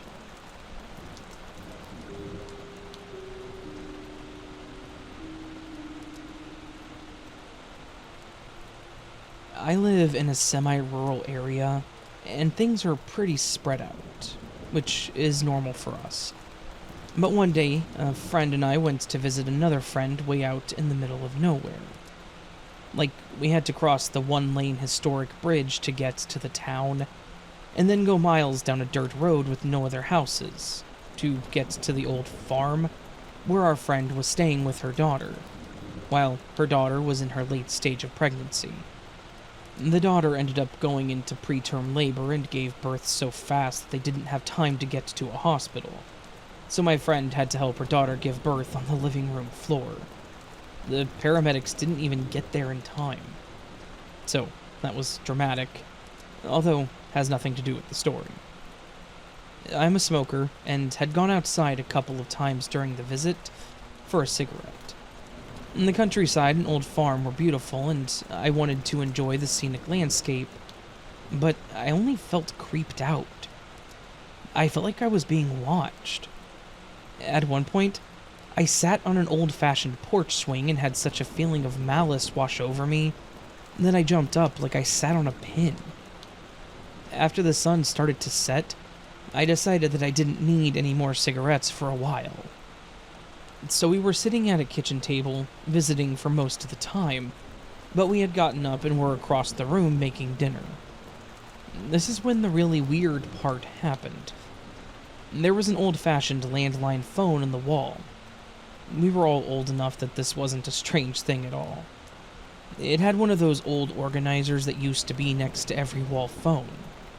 It had a notepad, a mini peg and cork board, and a slot for storing mail.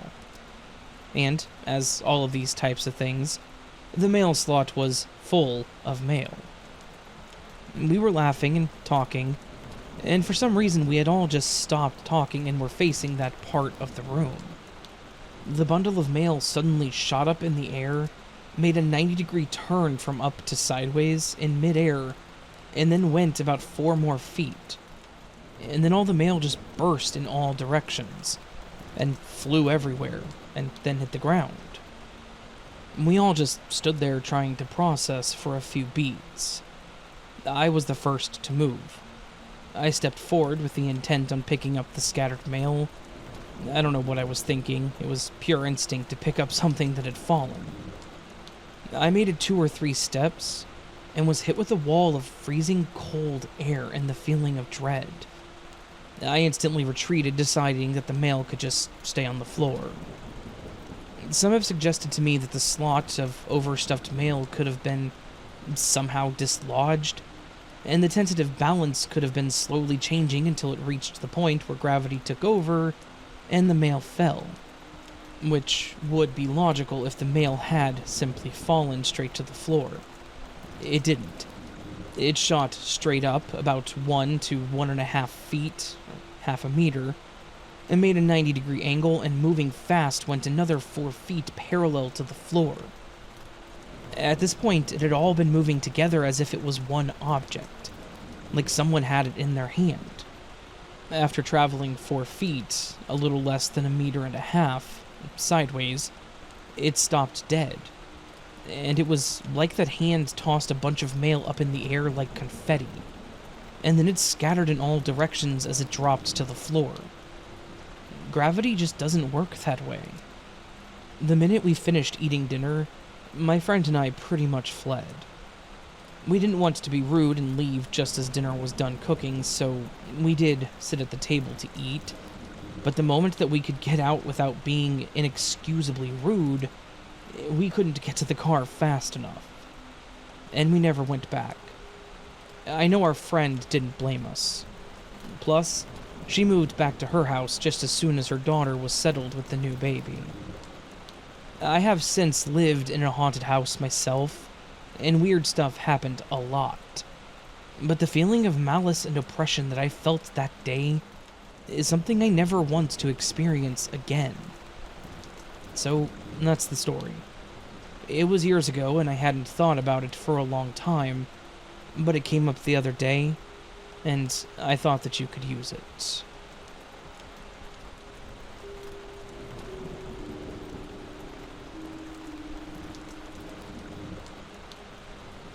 So, please keep in mind that this happened to me, male, 25, around 1 year ago while working as a second officer on a heavy lifting vessel during my watch. I was not tired or in any way intoxicated. Not possible. Zero drugs policy on board. I still cannot explain what I saw. So, here goes. The scariest thing that I have encountered was during a routine night shift while passing the Atlantic Ocean. I was doing laps around the bridge console to get some exercise while on watch. Second officer, from 0000 to 0400 hours. And to relax a bit. While passing the bridge windows, I saw someone walking from aft to forward on the starboard side, which was not unusual. Just the time at 0130 was surprising. The crew was allowed to go outside whenever they wanted, so I didn't mind it at first. When I passed by the window again after doing a full lap, I noticed that he was standing between the cargo hold number 1 and the windbreaker, with his back turned to me, looking forwards. I stopped to see what he was doing, and suddenly he turned around, looking straight at me, and started to wave with his hand while still standing perfectly still. This made me uneasy, because at this time I started to notice some weird things. For example, he was wearing a white overall, which is normal for officers, but at our company, all overalls for officers and ratings is red, with silver reflective strips on the shoulders. Also, he was wearing an orange helmet, which could have been possible. We have some, but all crew has white helmets. Also, it should have been impossible to see me from forward. All lights on bridge were off and the deck lights were on, so reflecting when watching from below. So all this person is standing there waving. I walk over to the console and grab my radio and I try calling him. No response. He just kept waving, following me while walking around the bridge with his face. I saw him on the starboard side bridge and the radio was on port side bridge, near the cart table. After calling him again, I went back to the light console to turn on the bridge spotlights, which flooded the deck with lights. I looked up from the console and he was gone. So I think to myself he might be hiding in the stairway to the paint store, or he's inside the passage to forward station inside the windbreaker. And I wait with the lights on. After 30 minutes or so, I decided to turn off the lights, but kept watching for some time and haven't seen him again. So the next morning I asked around if anyone was on deck during my watch, but everyone confirmed that they were sleeping during that time, which made sense to me. And it seemed like they were telling the truth. Also, no one owns white overalls, because, again, our overalls are all red. Why would anyone walk around on deck at 0130 hours? We have no safety round, and usually no additional lookout who is awake at this time. Usually it's only me during my watch. Some guys thought it was a prank, but no one knew anything about anyone planning or doing anything like this. Not even when I asked them to tell me the truth. I believed them because why would they lie about this? I mean, I wouldn't be mad about it. I'm not gonna lie, they would have gotten me goods, so I would have laughed together with the prankster. But none said anything like it, or admitted to it, even months later. What really freaked me out about this is the stiff movement of this person, and the sudden staring while standing still. I can't explain what I saw, and I have no reasonable explanation to this day, because no one admitted to pranking me, or going on deck at this time. Also, the sudden disappearance when turning on the floodlights is still unexplained. I also checked the spot where I saw the person, and there was no evidence of him hiding anywhere. The paint store stairway in the entrance to Bosun's store was locked every evening, and it was still locked when I checked it in the morning. So, yeah. This was the only weird experience I had while working at sea for the last 5 years. I still cannot explain what I saw. I don't believe it was some hallucination, because I saw him for at least 5 minutes, from walking to facing forward, and standing in forward looking at me, and I turned away a few times to grab the radio or walk to the console. He only disappeared when I turned on the floodlights. But this was the only time that I saw anything like this.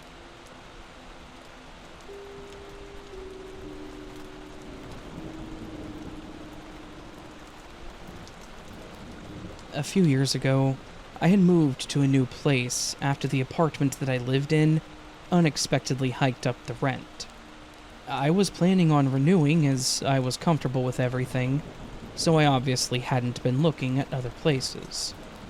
When they sprung that on me, I knew that I couldn't afford it and had 60 days to find a new place. Thankfully, I did find a small house for rent that was actually about $100 less than what I was paying, and I grabbed it immediately. The only issue was that it wasn't in the best location. It was a pretty run-down town, but the neighborhood at least seemed to be pretty tight-knit. And while driving down the road to check the place out, I saw signs for neighborhood watch, and several people had cameras by their front doors and garage. I figured that they at least probably took their safety and security seriously, so I would be okay. I had actually been there for about 8 months or so with no issues, and after meeting some of the neighbors, I was feeling better about it, and was actually getting pretty comfortable with it. I also had my dog that I had taken with me when I moved out of my parents' place. I named him Boots, because he has dark brown to black fur, but all of his feet are white. It looks like he's wearing boots. I'm pretty sure that he's a mix, but I can tell that he's at least part Rottweiler. While he really is just a big teddy bear, he can definitely look intimidating. So, he also made me feel safer. So, this event happened while I was living there, obviously. It had been raining off and on for a few days when the temp dropped enough for it to start snowing. It was New Year's Eve, and Boots and I went to my parents' place for a Christmas and New Year's celebration. Once we got home that night, I had barely put away my leftovers when we crashed on the couch together, just watching some random movie on Netflix. I didn't have to work the next day, so a night on the couch, sleeping in with my dog beside me, sounded like a pretty good night. I had been asleep for a few hours, but I remember hearing a weird scraping sound. It was like metal on wood, but I couldn't be bothered to open my eyes to check it. I think part of me assumed either it was in my head, like a dream, or maybe my dog was doing something. However, when the sound persisted, it seemed to click in my mind that maybe it was Boots scratching at the door. So I woke up. However, I was surprised when not only did I not see him at the door, but he was laying at the other end of the couch, looking at the door with his head tilted. I laid there staring at him, trying to process what was happening. But when I heard the sound again, I jumped and turned my attention to the door. I now recognized the sound as someone trying to either mess with my doorknob or the deadbolt. Now, I'll be the first to admit, I am not a fighter. I ran track in high school, but that was about it. I'm tall, but I'm also pretty skinny with no real muscle. My dog was definitely more intimidating than I had ever been. So, to say that I was pretty freaked out was an understatement. I honestly didn't know what to do. I stood up and stared at the door, and Boots, sensing my fear, jumped off the couch and started growling. As I mentioned, he was always a very gentle giant, so to see him growling and his fur sticking up made me feel even worse about this situation. He knew whoever was beyond that door had no good intentions. I didn't know if I should try to scare them off. Should I hide and try to call for help? I decided that it would be better to let myself be known. Maybe they were trying to break in and rob the place, but maybe they would take off if they knew that it wasn't empty. I mustered up in the most threatening tone that I could. "What the hell are you doing?" "Can I come in?" I heard him respond in a creepy tone. Boots was now starting these little barks between his growls. Normally, I probably would have asked him if he was okay or needed help, but the way he responded made me think that this guy had ill intent. So I responded by telling him that he needed to leave before I called the cops.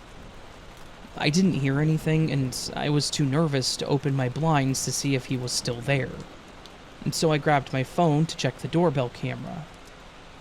It was a knockoff one, so I at least had some kind of visual.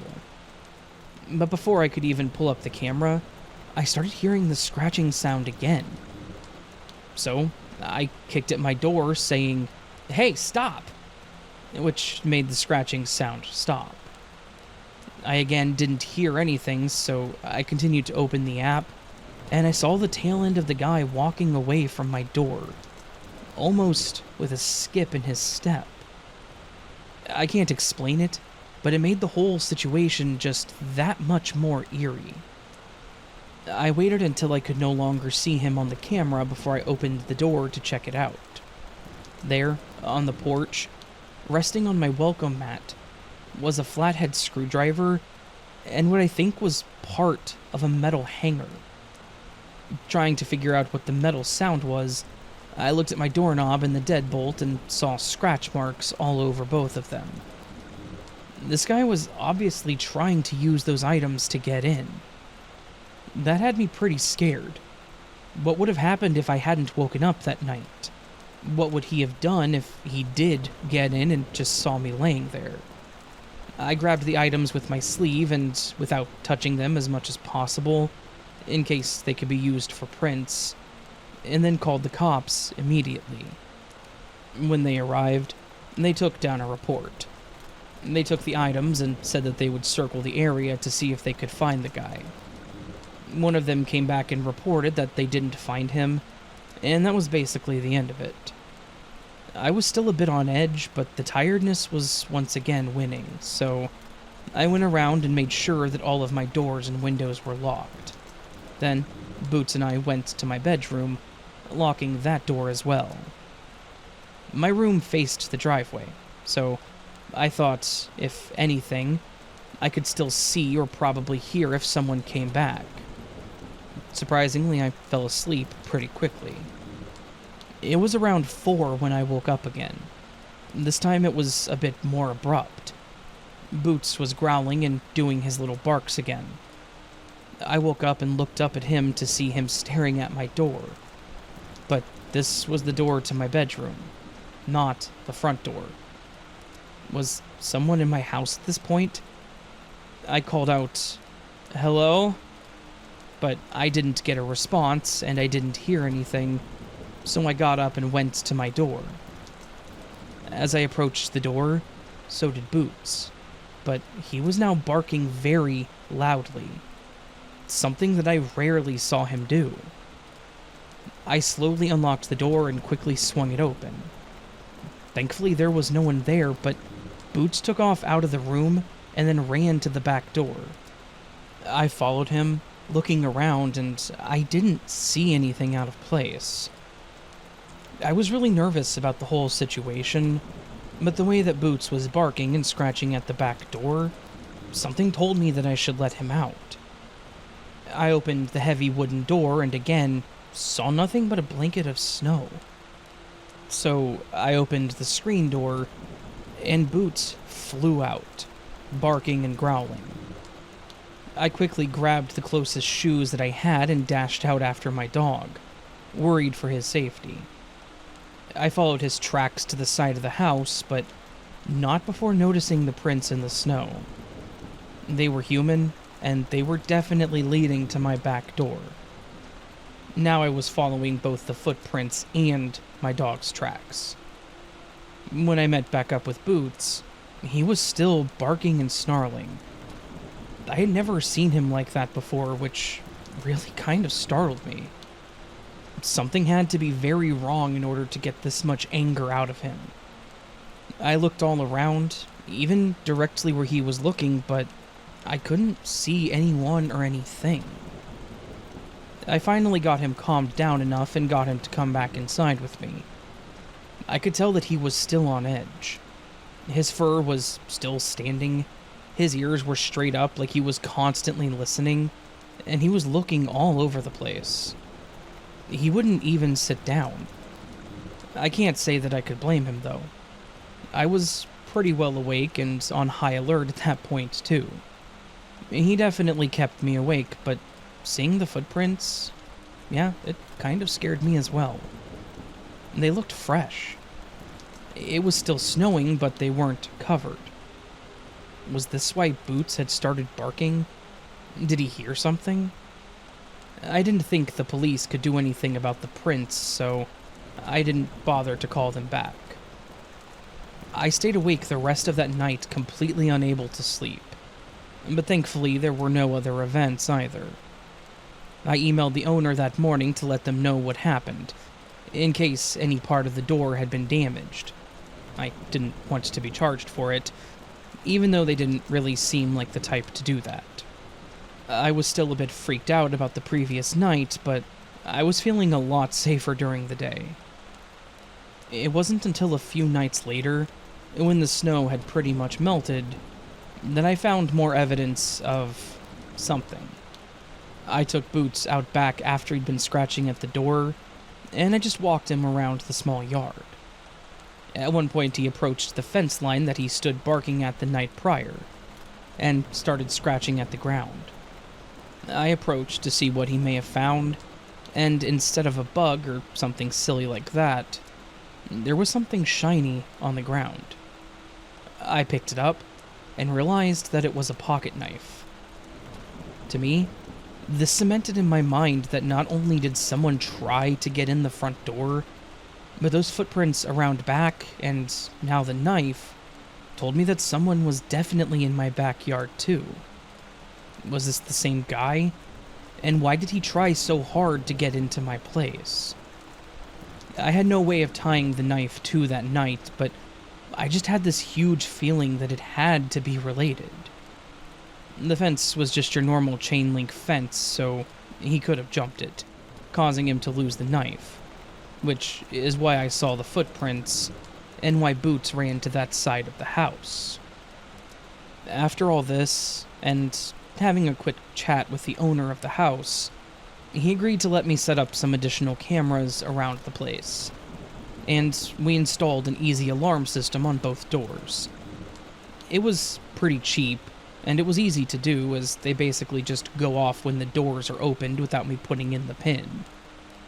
It made me feel a lot better about living there, but I also feel like I got a taste of some of the dangers of the city that I live in.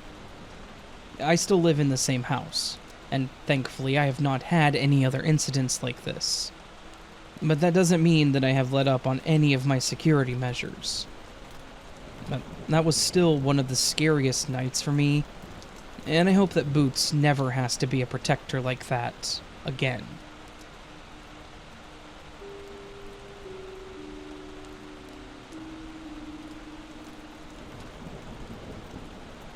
I would like to recount something that happened 25 years ago when my wife and I were buying a place in the country. It was an old farm property, but all that was left of it was a pole barn used for a garage, an old barn that needed to be torn down, and the house. It was located at the top of a hill that really offered a nice view. You could see 15 miles to the west and see the town that was in that direction. We had nearly 3 acres, and I had done a lot of work on that property to make it look better. I had cleared a lot of brush, tore down the old barn, and was digging out an area for a small pond. I had mowed trails around the back of the property to walk around. I had my mower in the garage, working on the engine. I was taking off the points used for spark to the spark plug, and was replacing it. It was an electronic ignition system. A friend showed me how to do that because the plug would fire better and last longer. I had been out there for quite a while trying to get the flywheel off and get it redone. It was winter, and there was a good foot of snow on the ground, but I had the door pulled down and a space heater going, so it wasn't too awfully bad out there. Besides, whether it was cold or not, I still had to get my mower fixed so I could use it to plow the drive out. It was getting late, about 11 at night. The garage was 40 feet from the house, and I was just basically focused on what I was doing, not really thinking of anything other than making sure I wasn't screwing something up. All of a sudden, and I mean that, it was sudden, something hit the door that led to the other half of the pole barn/garage. From in there was a doorway to the back of this building. There was 2 small rooms in the back that looked like they used to be for animals. Whatever hit the door was heavy, and pretty forceful. It sounded like someone threw a cinder block at it, hard. It scared the crap out of me.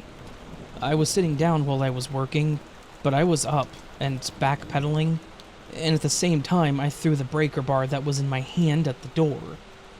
It smacked the door and dropped to the ground right in front of the door. I headed to the house and got my rifle and big flashlight and headed back out. I told my wife what had happened, and she told me to be careful. I went back into the garage, and I opened that door to the other section.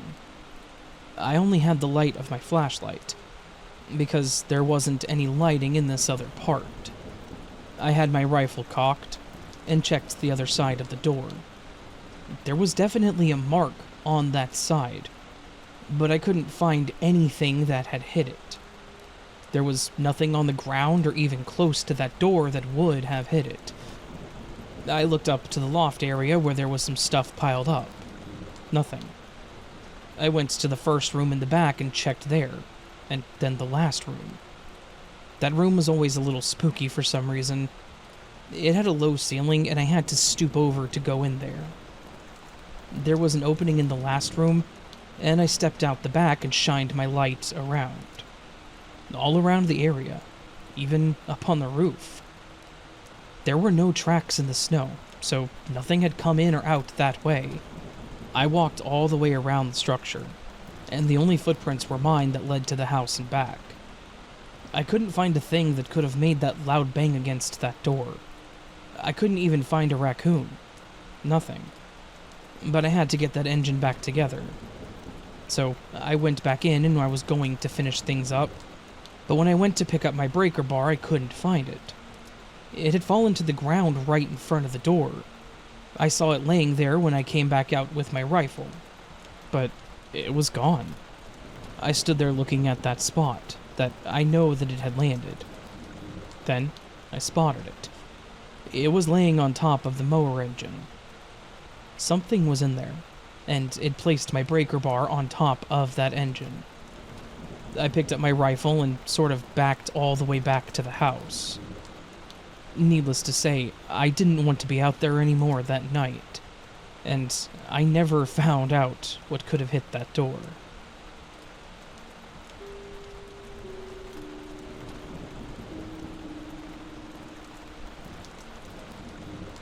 Hi, Raven.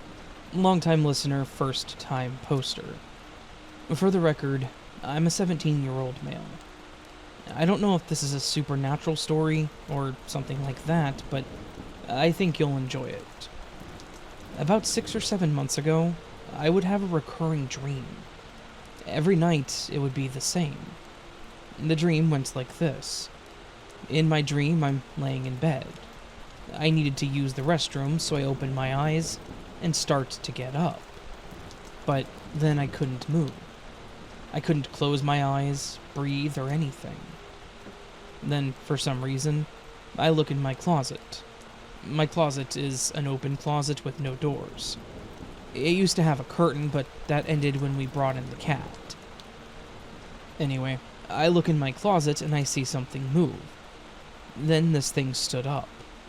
It was all black, except its face. Its face was white. The eyes on this thing were lidless, and they were perfectly round. And there were 2 huge slits where the nose would be, and the mouth was twisted into a huge smile. Like a huge smile. Like its mouth was cut from ear to ear. And like I said before, its body was black and really thin. Its fingers were long and pointed at the ends.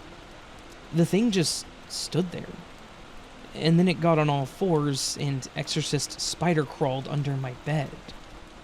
And then I see a shadow on the wall next to my bed, and it's on the ceiling.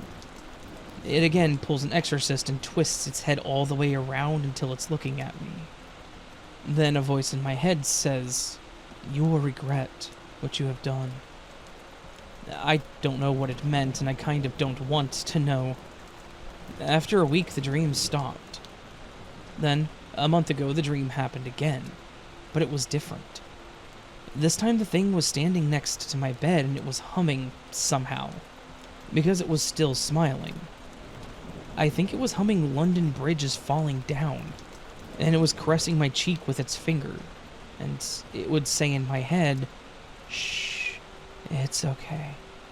Go to sleep." Then it would hum again. Then, in a very fast motion, its face was in front of mine, like inches away from mine. Then, in my head, I yelled, "Sleep." I haven't had the dream since then, and this is all true, by the way.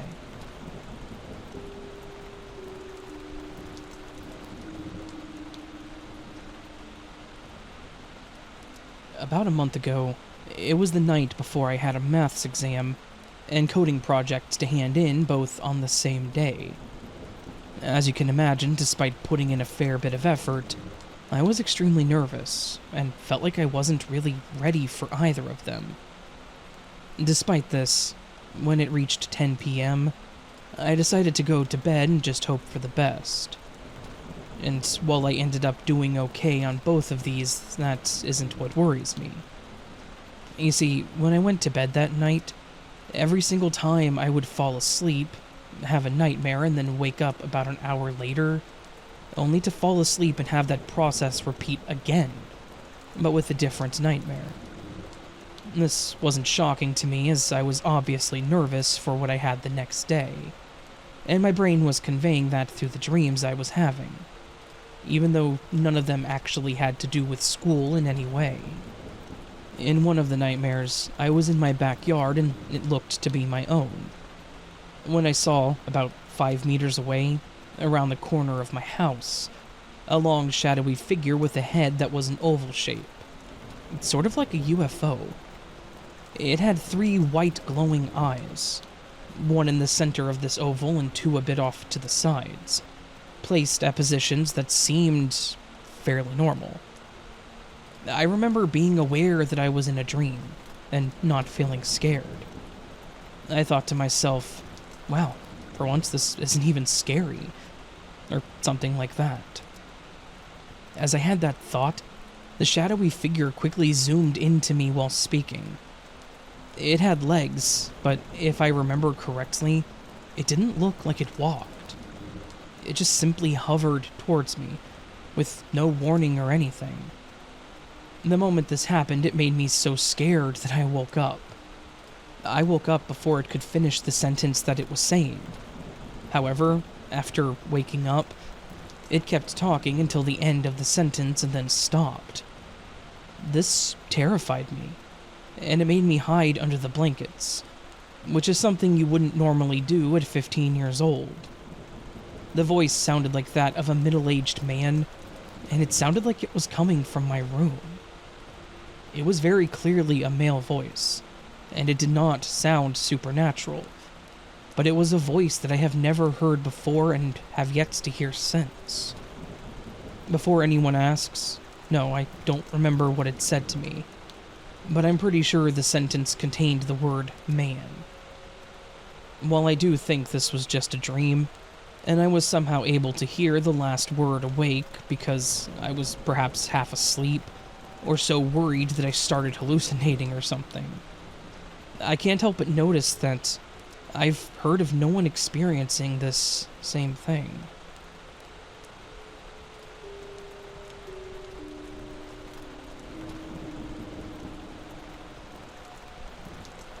In 1990, when I lived in the old Masonic apartment building on Geary and Larkin in San Francisco, my roommate and I were both asleep when we both had the same dream of an extremely attractive man who looked different to each of us, according to our tastes.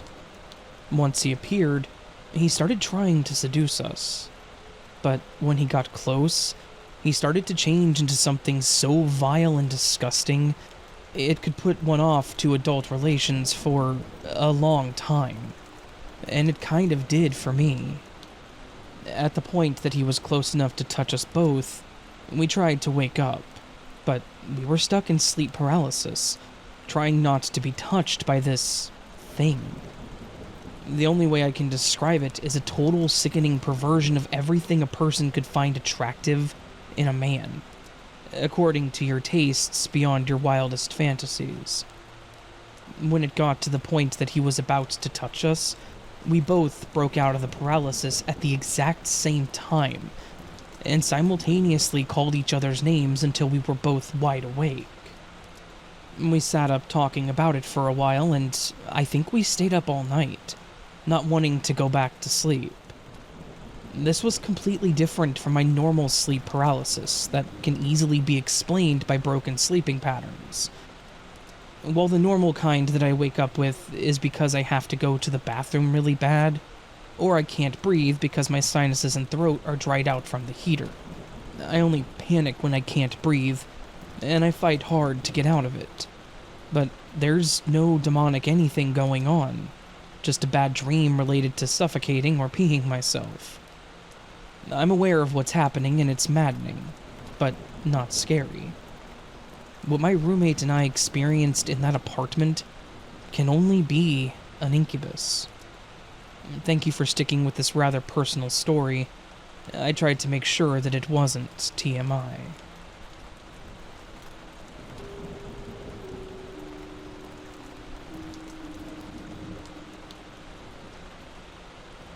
I'll apologize now in case this isn't written correctly. I'm not good with computers. I grew up without all this technical stuff. I read a few of those stories that people had sent in, and I kind of stewed on this for a while, but I finally decided to send it in. It's probably my very first weird thing that has happened to me. This happened a long time ago when I was 5. I just felt like I needed to get this out there before I die. I was home, playing in the backyard. It was summer and sunny out. We had one of those swing sets that had just 2 swings and a teeter-totter. I was swinging and, I guess, lucky to be facing the hedge that was about 20 feet away, and I can remember this whole thing like it just happened. The property on the other side of the hedge was like a junkyard. There were old car parts, a couple of old cars that we used to play in, boards, old crates, etc. But it was a breeding ground for snakes. If you lifted anything up, there were a few snakes under it. Well, I spotted a garden snake coming out from under a bush at the hedge. It started heading towards me, so I jumped off the swing to run to the northeast corner of the house.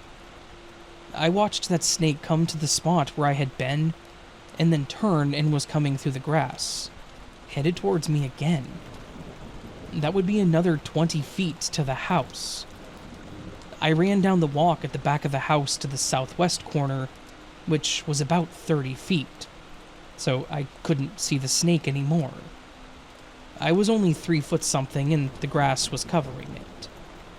I stood there watching, and sure enough, that damned thing came out of the walk, turned south, and was coming towards me again. Now, you have to understand, I was 5. That was pretty scary for a 5-year-old. Well, yeah, I was scared. I ran to the front of the house, to the corner where the steps go up for the front porch. That house is still there. They've added on an enclosed porch. Back then, it was an open porch with solid wood railings. I again watched, scared out of my mind as that snake came around the southwest corner of the house.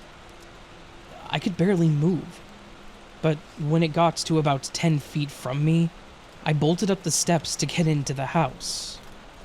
However, my mom had the screen door locked, and I couldn't get in. I remember screaming bloody murder for, to me, what felt like a long time. By then, that snake had come up the cement steps and was looking over the top step at me. My mom had been inside talking to the school nurse for the school that I would be going to. They came out, the nurse saw the snake, stomped her foot and clapped her hands at the same time, and the snake took off. I've never forgotten that, and no one that I have recounted this to has ever heard of a garden snake chasing someone. I would really like to know what made that snake follow me, because they just don't do that.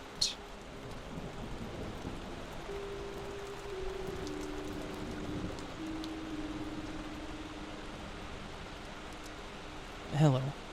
I would like to share this past life story, or at least what I presume to be a past life story. When I was 4 or 5 years old, I started referring to myself as Charlie. My name was not Charlie, and in fact, I am female. Charlie was a dark-skinned boy. He was Native American. He did not look like the horrible depictions of Native Americans that I saw on Western television shows. In fact, I did not even know what a Native American was. But I knew that I was a 12-year-old boy who had been taken from his family. The white people had cut my hair short, and I wore white people clothes. I could picture the clothing that my real family wore. It was beautiful woven material full of colors and ceremonial headdress. I was not allowed to wear those clothes, and I was not allowed to speak the tongue of my family. I remembered my family, but spent the rest of my life living as a white person. And that life was short, however. I died at the age of 15 when I consumed some type of food that poisoned me. Interestingly, whenever I turned 15 years old in this life, these memories faded. Later in life, I learned of the native tribes that once lived on what is now American soil. I learned of Indian children being taken from their families so that they could be assimilated into white society. I also learned that many foods, especially milk, killed many of these children because their bodies were not able to digest it properly. I don't know if this is truly a past life story. I only know that there is no way that growing up in the 1960s, I would have known of any of this. Not only did we not learn it in school, but we didn't see it on TV. And at the age of 4 or 5, I truly would have had no context for it. My parents just thought that I had an imaginary friend that I would eventually outgrow. To this day, I am educated in Puebloan history of the Southwest. I love the music, culture, food, and wisdom of what I consider to be my ancient elders. Thank you for sharing this story.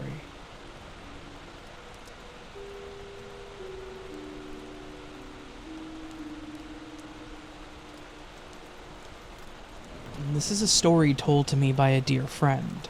I have permission to tell the story, and I hope this extends to your podcast.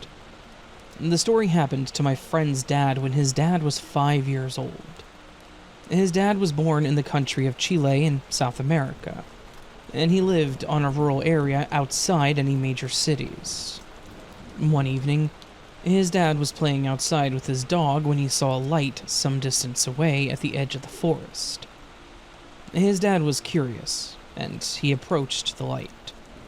As he walked towards the light, his dog started growling and barking, but his dad was curious, so he kept going. When he was close enough, he saw that the light was emitted by a girl, a young child no older than him, around 5 years old.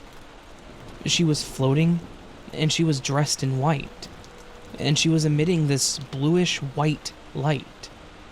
My friend's dad then lost consciousness. When he came to, he was lying on the ground, and it was totally dark. Night had fallen. His dog was resting beside him. He simply stood up and returned to his house, not feeling well. 2 days later, my friend's father developed a high fever and had to be taken to the hospital. He had meningitis, so his brain tissue was swollen. He was in the hospital for 2 months, fighting for his life. Luckily, he survived, and he was able to return home when he was healed. After this, my friend's father remembered asking his mom if he could go out to play with the girl from the stars. His mother was scared every time he asked that, and she always said no, that he could not go play with the girl from the stars. So he never did.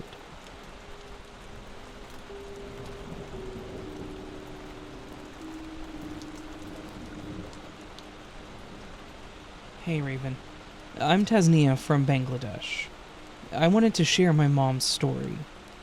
Once, I was listening to a Palladian meditation music for sleeping, and this was on my headphones. The next morning, I woke up and had breakfast. I saw that my mom was worried and seemed stressed out. I asked her what happened. She said that I had a crazy dream. She said that she saw 3 aliens in this dream. One was a mother, one was a father, and one was the child. They, the 3 aliens, were sleeping in my mom's bed.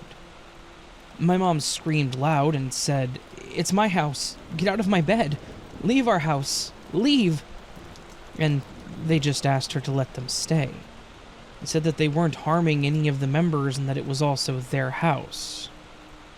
In the dream, my father gave them permission to stay, but my mom didn't because she was terrified. She said that they were really long, like 7 feet, and they were kind of magical, mystical creatures, and that they were beautiful. And that was her odd dream. And the interesting fact was that the very next day, I had also seen them, but just the mother and the child, not the father. So, that's our true story, Raven. If you want, you can share it. Lots of love, and thank you.